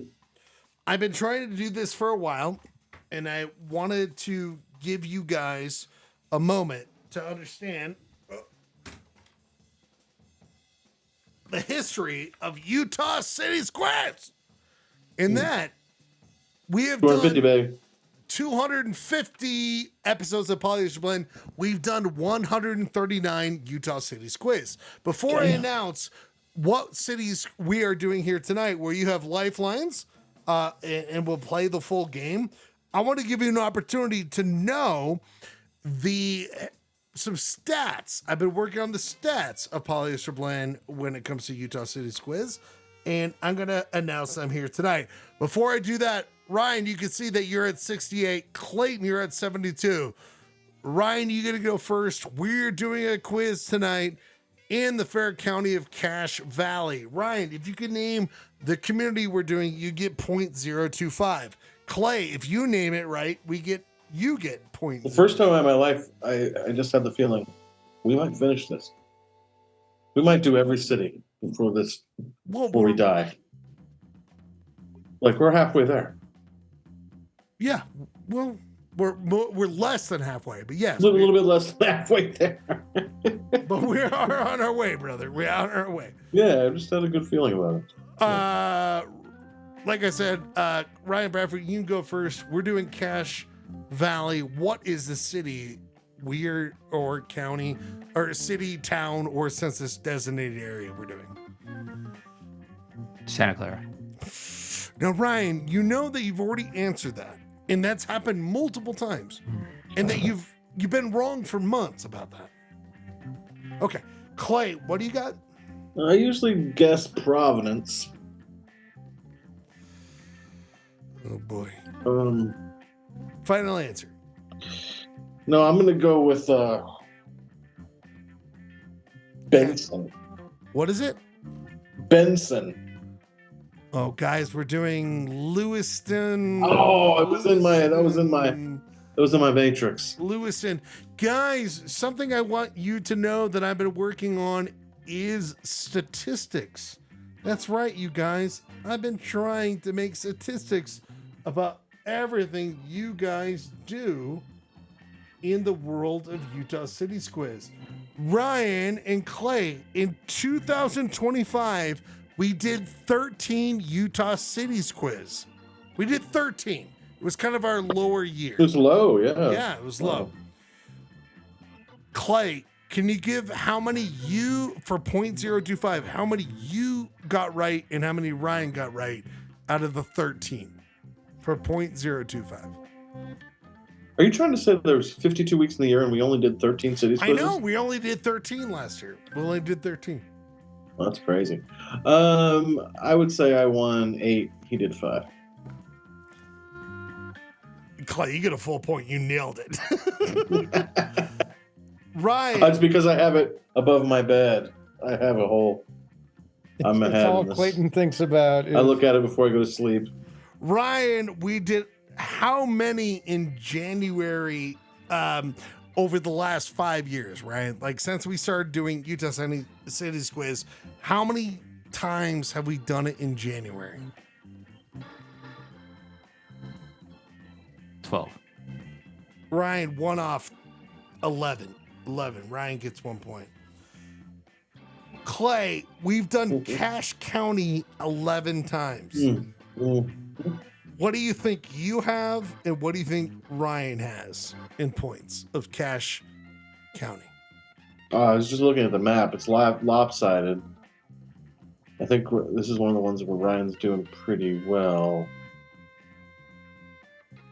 There's 11. 7-4. Not right. Ryan, you're doing better than Clay 11 times. 11 quizzes in Cache Valley. What do you have? What does Clay have? 7-4. Clay has 3. 7. Ryan has 8. Oh. One of those was Gurky. cities. We're doing a city here tonight. A city, Lewiston. Ryan, you're beating Clay out of the 71 cities we've done. Ryan, what do you have in the number of cities you've won over Clay?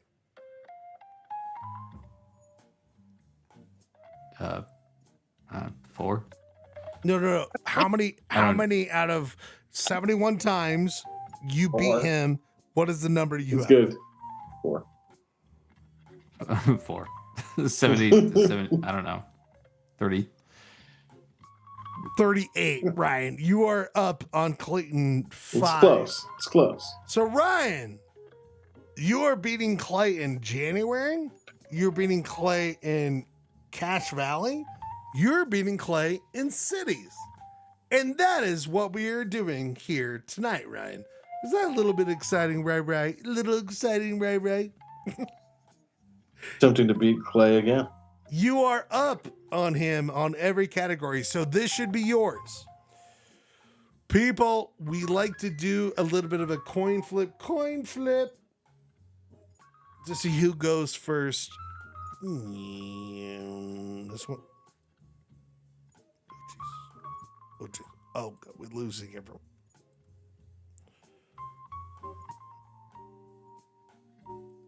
Oh, God, we're losing everyone. Why is that not working the way? Oh, there it is. Oh. Sorry. Why is that?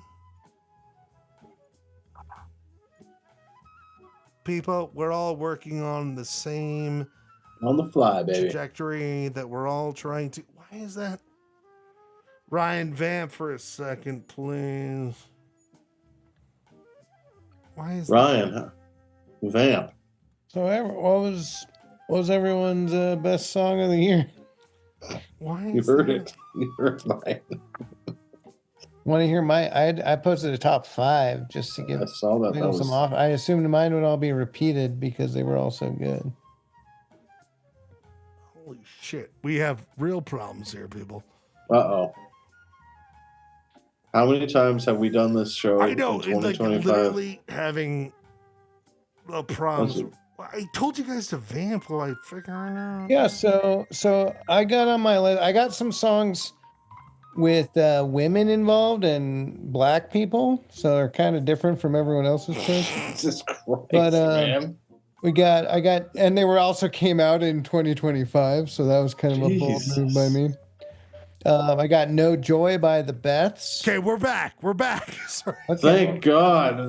That was some good vamping, guys. Good You job. did the best job. He shamed us, and then Best job. Cool. Heads or tails, Clay? Also, you're not wrong. Heads or tails? Let's do old school heads. Let's rock and roll. Let's do it. Oh, motherfucker. Ryan Bradford goes first here. People, a little bit of oeuvre. Utah,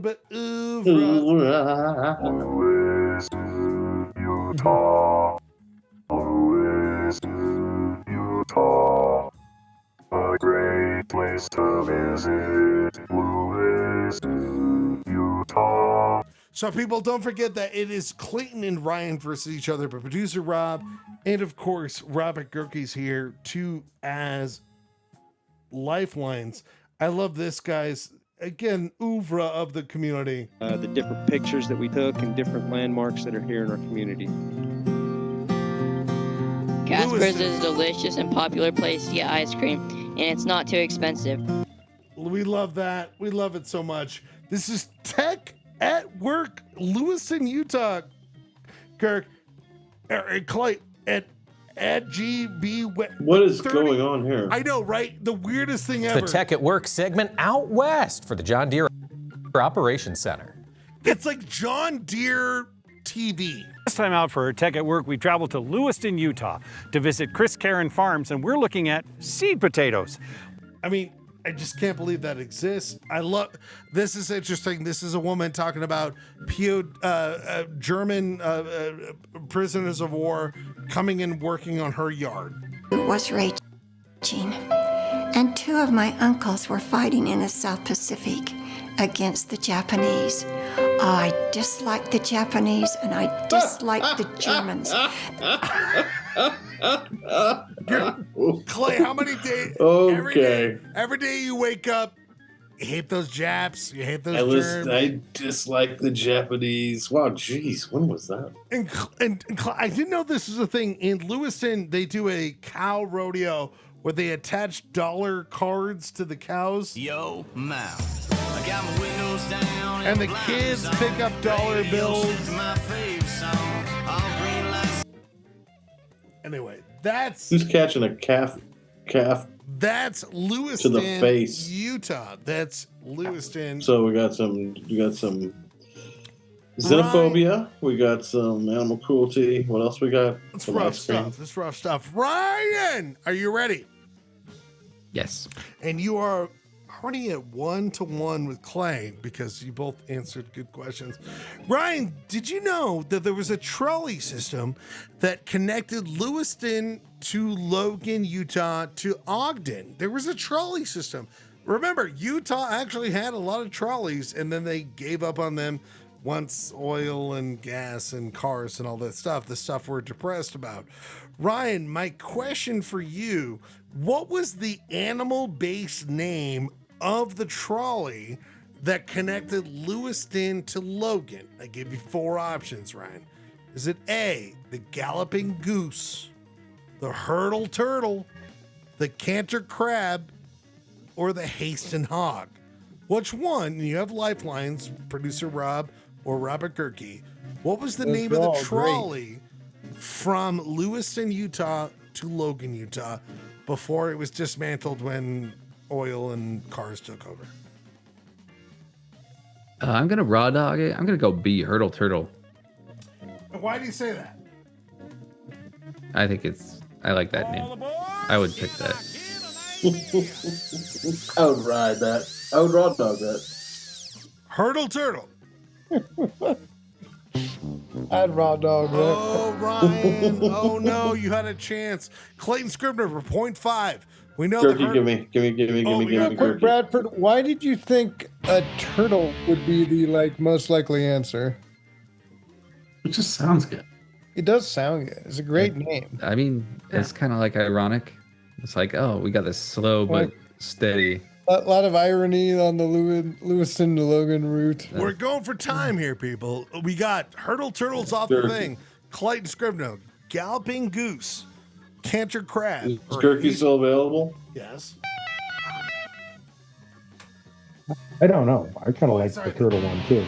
That's good. Oh, Jesus. Turn Gerke off mute. I'm not muted. I'm kidding. I said turn Gerke off after you said I like the turtle. I like turtles. I like turtles. Hey, can I just say the Haston Hog? Like, who makes that up? Like, does like I'm thinking like what's Canter Crab? What's the Haston one that Hog? that Schlegel did not invent? Well, so I was kind of torn between that one and the Canter Crab, just because Canter Crab makes no sense. So both in a mobility sense. Yeah, like it's nonsensical. The train goes sideways. Is that how that works? I mean, So, yeah. Galloping Goose would be the only one that would like make like agrarian plus speed sense. Well, the hog would kind of make sense in that respect. True. Is it Hasten the Hog? Okay, I get that. What do you got? Final answer. What do you think, buddy? Just throw it out there. Let's go with D. We're going with D. Hasten Hog. I would regret it if we didn't guess it. Haston Hog, gentlemen. Final answer, of course, is Galloping Goose. I would like to commend both quiz participants in not picking the very obvious answer. I almost did. Your bravery is astounding. I admire it. Just happens that way. Clayton, it's 1-1 because you guys got points before that. Clay, what do you see right there? What do you see right here? That looks like a sign for a malt shop. What does it say in the top left? Casper's? That's right. From 1925, Casper's Ice Cream has been one of the establishments of this part of Lewiston, Utah. Is that what the kid was talking about earlier? I think there was some talk about this. Yeah. Clay, my question for you for 1 full point, Ryan can steal for 0.5. What is the signature item that Casper Ice Cream produces to this day? Clay, is it Klondike Bar, Chipwich, Strawberry Shortcake Bar, or Fat Boy? What is the signature item that Casper Ice Cream in Lewiston, Utah produces? You have a lifeline. I'm actually going to raw dog this because I believe the answer is Klondike. Final answer. I have heard that somewhere, I believe. Yes, so no one will be able to talk me out of it, so I think I'm going to go with it.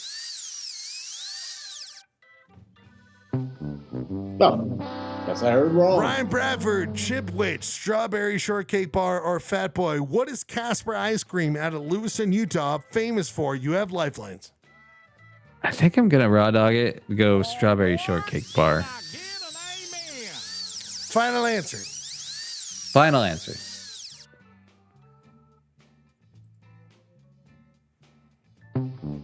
We suck. Guys, the Fat Boy.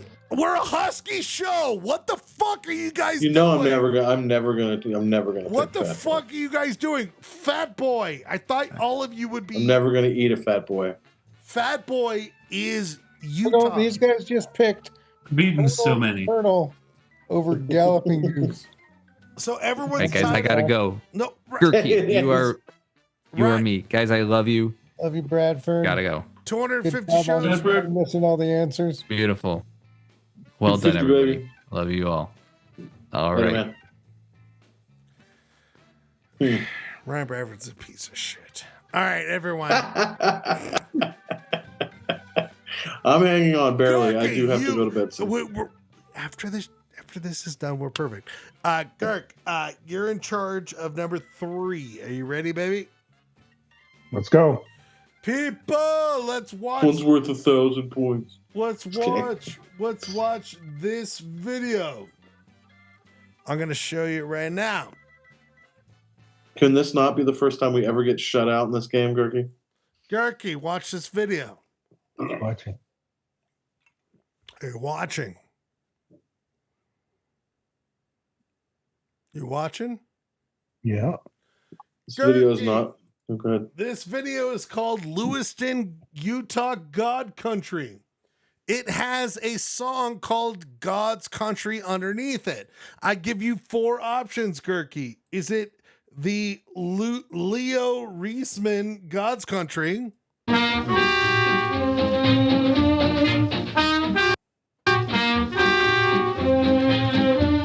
Love this. Love this question. Going my way. Is it that God Country, name of a song? Is it this one? I saw the light in a sunrise, sitting back in a 40 on the muddy riverside, getting baptized in holy water and shine with the. Is it this song? Watching it. Only one that watching it. Yeah. Is it this song?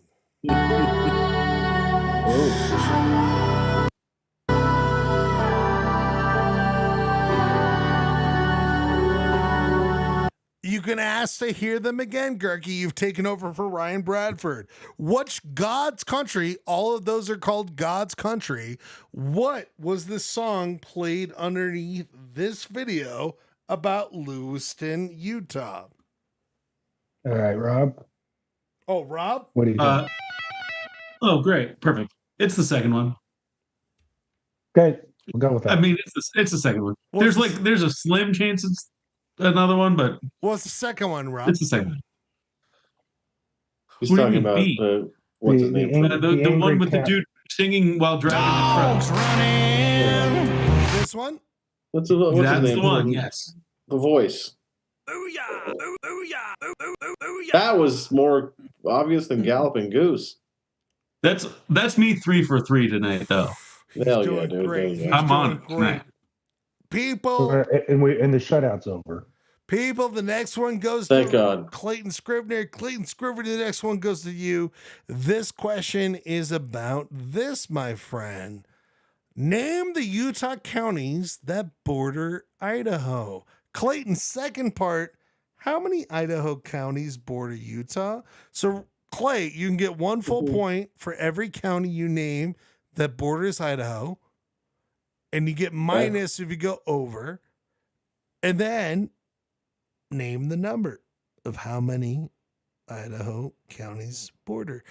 Gurky, who's staying in for Ryan, can get points after that. You have lifelines.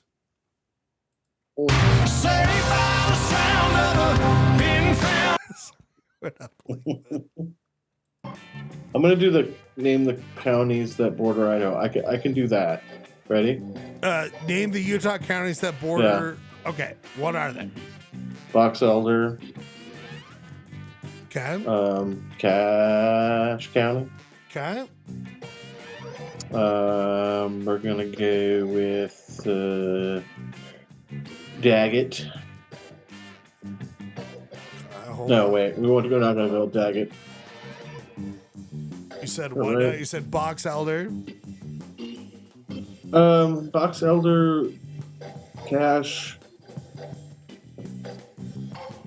Trying to think. Rich. You tell me, buddy.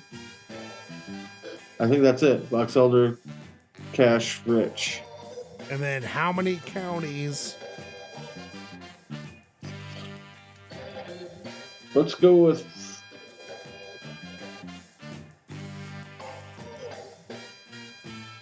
4. Idaho. So you think that there is 4 Idaho counties? The border Utah, yeah. Final answer. That Rich thing is such a margin call. But yes, I think so. This is what you like. That's what I like. For 1 point each. Yeah. Box Elder. Booyah! Cash. Booyah! Rich. Booyah! 4. Booyah! Clay! Wow. You are at 5, my man.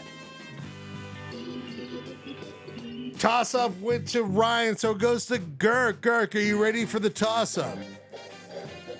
All right, let's do it. Toss up is this.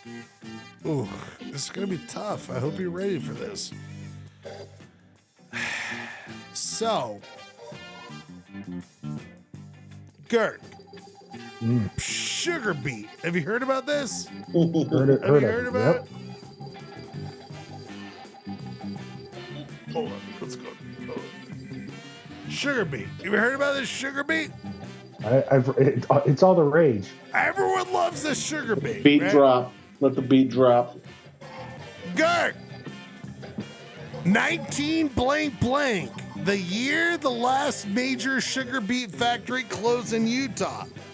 Gurk, for 1 point each, rank country, should say country, that would be by so fucked up. sugar It was beet county. production.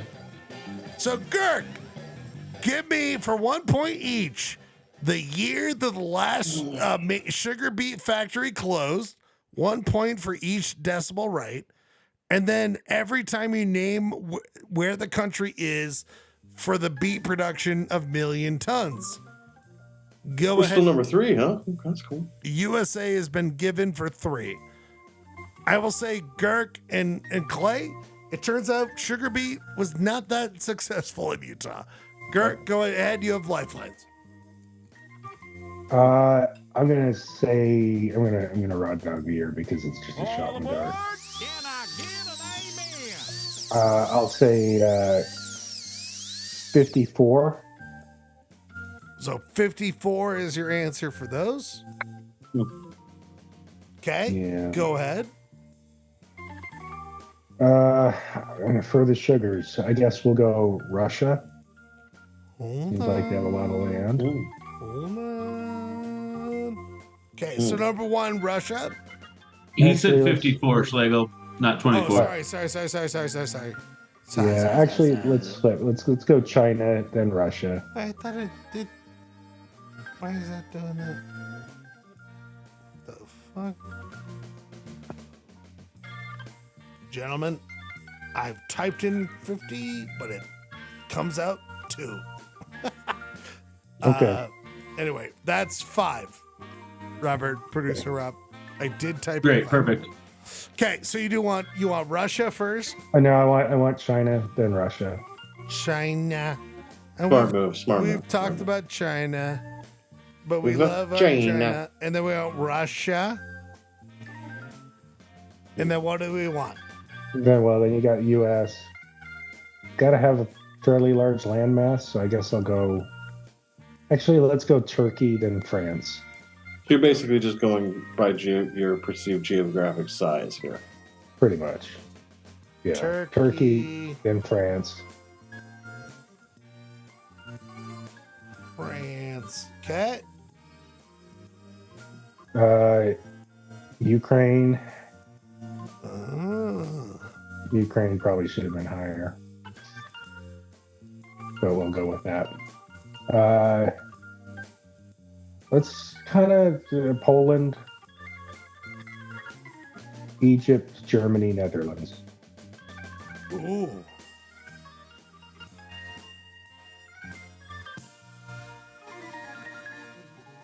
Final answer. Yeah, I guess so. Again, you're doing 1954. And then we're doing China, Russia, Turkey, France, Ukraine, Poland. Okay, we love this. Is it 1950? Again, it says 2, but 50. Is it 4? Is it China? Is it Russia? Is it Turkey? Is it France? Is it Ukraine? Is it Poland?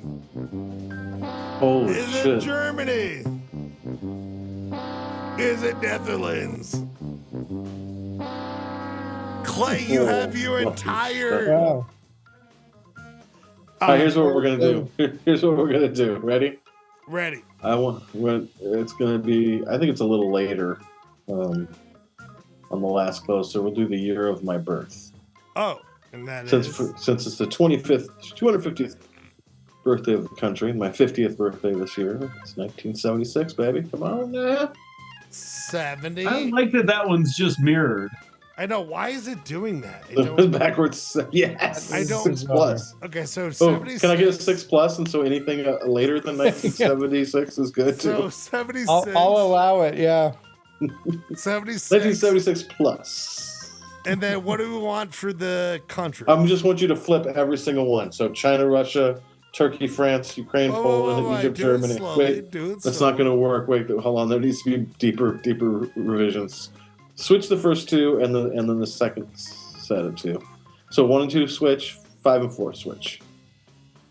So we're doing Russia, China, Russia, China, France, Turkey. France. Actually, let's do France and then swing the Netherlands in there. Okay. And where you want Okay. Turkey? Slide Turkey to second to last. Where you Put want? Egypt last. Okay. I think it's more of a different climate there. Egypt last, and then put Germany 6th, and then slide the other 2 down. Yep, I'm happy. People, what we have here tonight is this. Is Russia number 1? Booyah! Is China number 2? Is France number 4? Netherlands 5. Ooh. Germany 6. Come on, baby. Come on. Give me one. Ukraine 7. Poland 8. Everything's garbage. So you got 2 points. Wait, what about the date? What about the year? Yeah, He got 7 right. So he's at 3. Oh, yeah. So he's at 8. Nothing. Okay, 8-0. 8-1. 2. 8-2. 8-2. 8-2. Final thing is this, guys. Final thing is this. I sure hope it's worth more than 6 points. Wait, what's the correct order? Oh, sorry. So it's 1979 in Garland, Utah was the last time a beet factory. Love Garland. Just drove through there. Yep. That was the last time. And then it goes. Is Ukraine number 2? No, Russia, France, USA, Germany, Turkey, Poland, Egypt, Ukraine, China, Wow. Netherlands. Wow. Okay. Isn't that All fun? right. Isn't that? Why do we care about that? Because sugar beet hey, shit was like our Well, shit. wouldn't Gurkey have got the Netherlands right? Who cares? I don't want to interrupt, but it's after midnight, so we're into. We're in season 6. Thank everyone for being here. We're going to continue doing Polyester Blend for season 6 for the next year. Let's go overthrow democracy, everybody. There will be no consequences. There will be no consequences. The final thing is this. Gentlemen, I couldn't be. And by the way, Clay and Greg and Jeremy and producer Rob, sugar beets. What the fuck? What are we doing with that stuff? It's garbage. I don't know, dude. What are you making with it? Yeah. I know, it sucks. It's horrible. Final thing is this, gentlemen. I was obsessed with this. Yeah. Luau. Ooh, Hawaiian pig action. Baby. Nice. There is a very notable hog producing spot in Lewiston where you can bring raising some the hog. hog. It's like Thorough Meats or something like this. Gentlemen, my question is this. It is Price is Right. Closest Price is Right. Price is Right. Mm-hmm. So, gentlemen, and you got to think about this because it can be complicated. 175 pound luau hog. So once you get to that level, what is per the pound you pay for at this hog distributing place? So once you get to 175 pounds per pound, what do you pay for? Is this already cooked? To make this luau hog.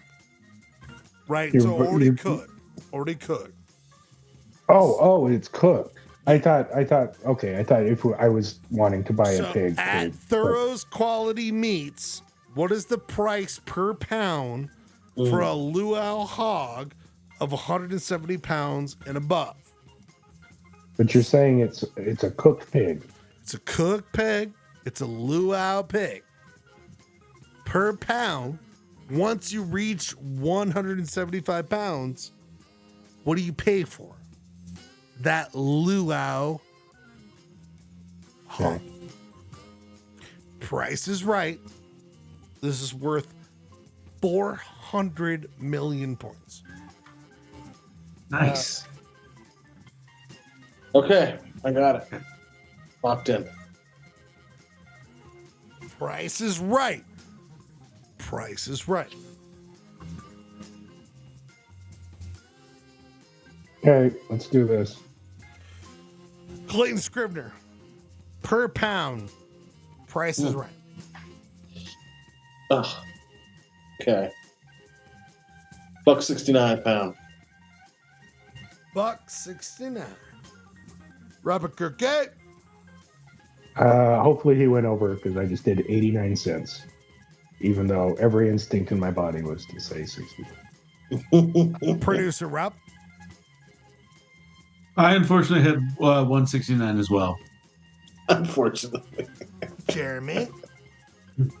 I read the question wrong and thought it was the total price, and I went for $69. So you can either divide that by 175 or we can just say $69 a pound. So again, You guys are going to think that you guys think this again, is cheap. again guys, this is the price per pound of a Yes. luau hog. So 69 divided, just to solidify what my answer is. My impression is this is prepared luau style. It would be a good Price is Right answer because it's 39.42 cents per pound. The actual price is $1.99. Clayton Scribner, you are this week's Lewiston, Utah. It's time for the post-game press conference. Last minute change from Clayton Scribner. I know, I had 269. Clay, your opponent Takes the win. leaves mid-game and you win. Do you feel like that is why you won? Or you would beat Ryan even if he stayed around? I won because I, at the last second, decided to change it from 269 to 169. That's why I won. Do you feel scared of Clayton, or do you feel scared of Ryan Bradford, or do you feel scared of Robert Gerke? Who are you more afraid of? I'm afraid of my sequel to Short Circuit 3. When it ever gets made, Janine might kill me because she'll be really mad about the lamp.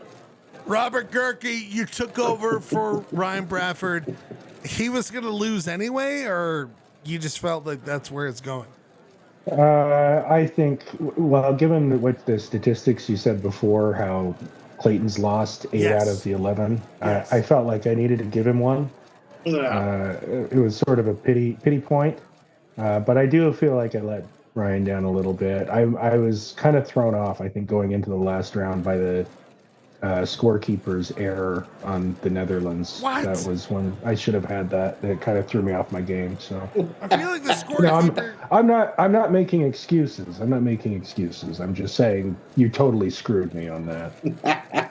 Jeremy Matthews, you've been listening to all this. What do you think about these comments? Well, as the judge, a dispute was never brought on that Netherlands thing, but if it had been, we would have had to perhaps, change the whole outcome of the quiz, but no dispute was made in a timely manner, so I guess the result stands. I thought the judge was just supposed to maintain orders. My bad. We have a new thing here tonight. Your first mistake is trusting in your governing bodies. You should know better by that in 2026. We have a new thing here tonight, and I've been waiting to ask you guys what you think about this, because I think it could be a game that we all play. Merit badges. So, Clay, you could give a merit badge to Gerke, to Jeremy, to yourself. And then we're going to collect these. Jeremy, what or Clay, what is a merit badge you would give out tonight?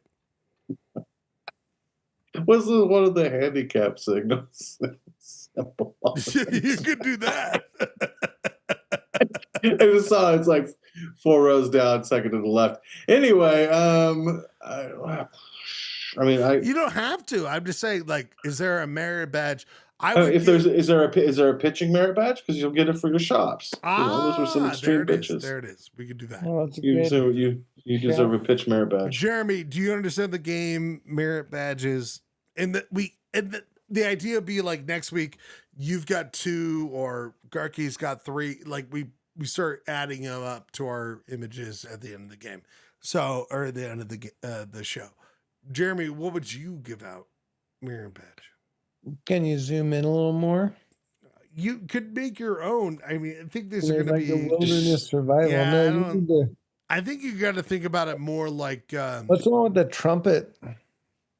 Well, I would do second row middle. What's that one? Oh, that's what is that like? It starts with the B. It's bugle, but bugle. Yeah. But I like your thing better. I'm gonna give Clayton the. So Clay. Babadoo. Oh my God, we can do that too. So Clay gets Bugle.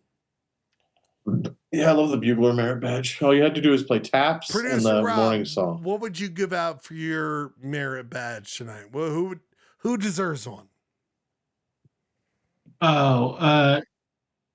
You for stick-to-itiveness. You did a real good job. Mm-hmm. Was that making fun of it? 250 shows producing this bullshit, man. Stick to this merit badge. You know what? I'm gonna buy you. But now you have to shop up a stick-to-itiveness badge, so you're gonna have to stick to it another week. I think next week It's just a profile of Schlegel in the studio looking at his computer, like his hands can be in motion like this. I think next week. I don't know if Rob was making fun of. I do think that I could make a better one next week. But what I want to end this week with is this: gentlemen, we need a prayer.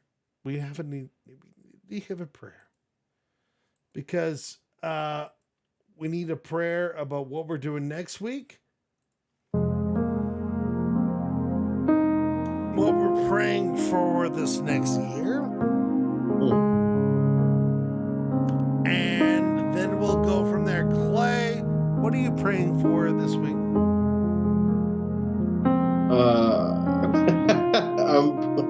I'm praying that I can ratchet back into reality after a great 2 weeks of just complete debauchery. Jeremy, what are you praying for this week? I am praying for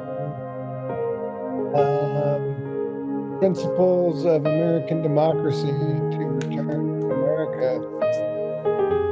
He's praying for democracy. Producer Rob, what are you praying for this week? I'm praying that when I finally go to a doctor and get a doctor, that nothing comes back to me as cancer.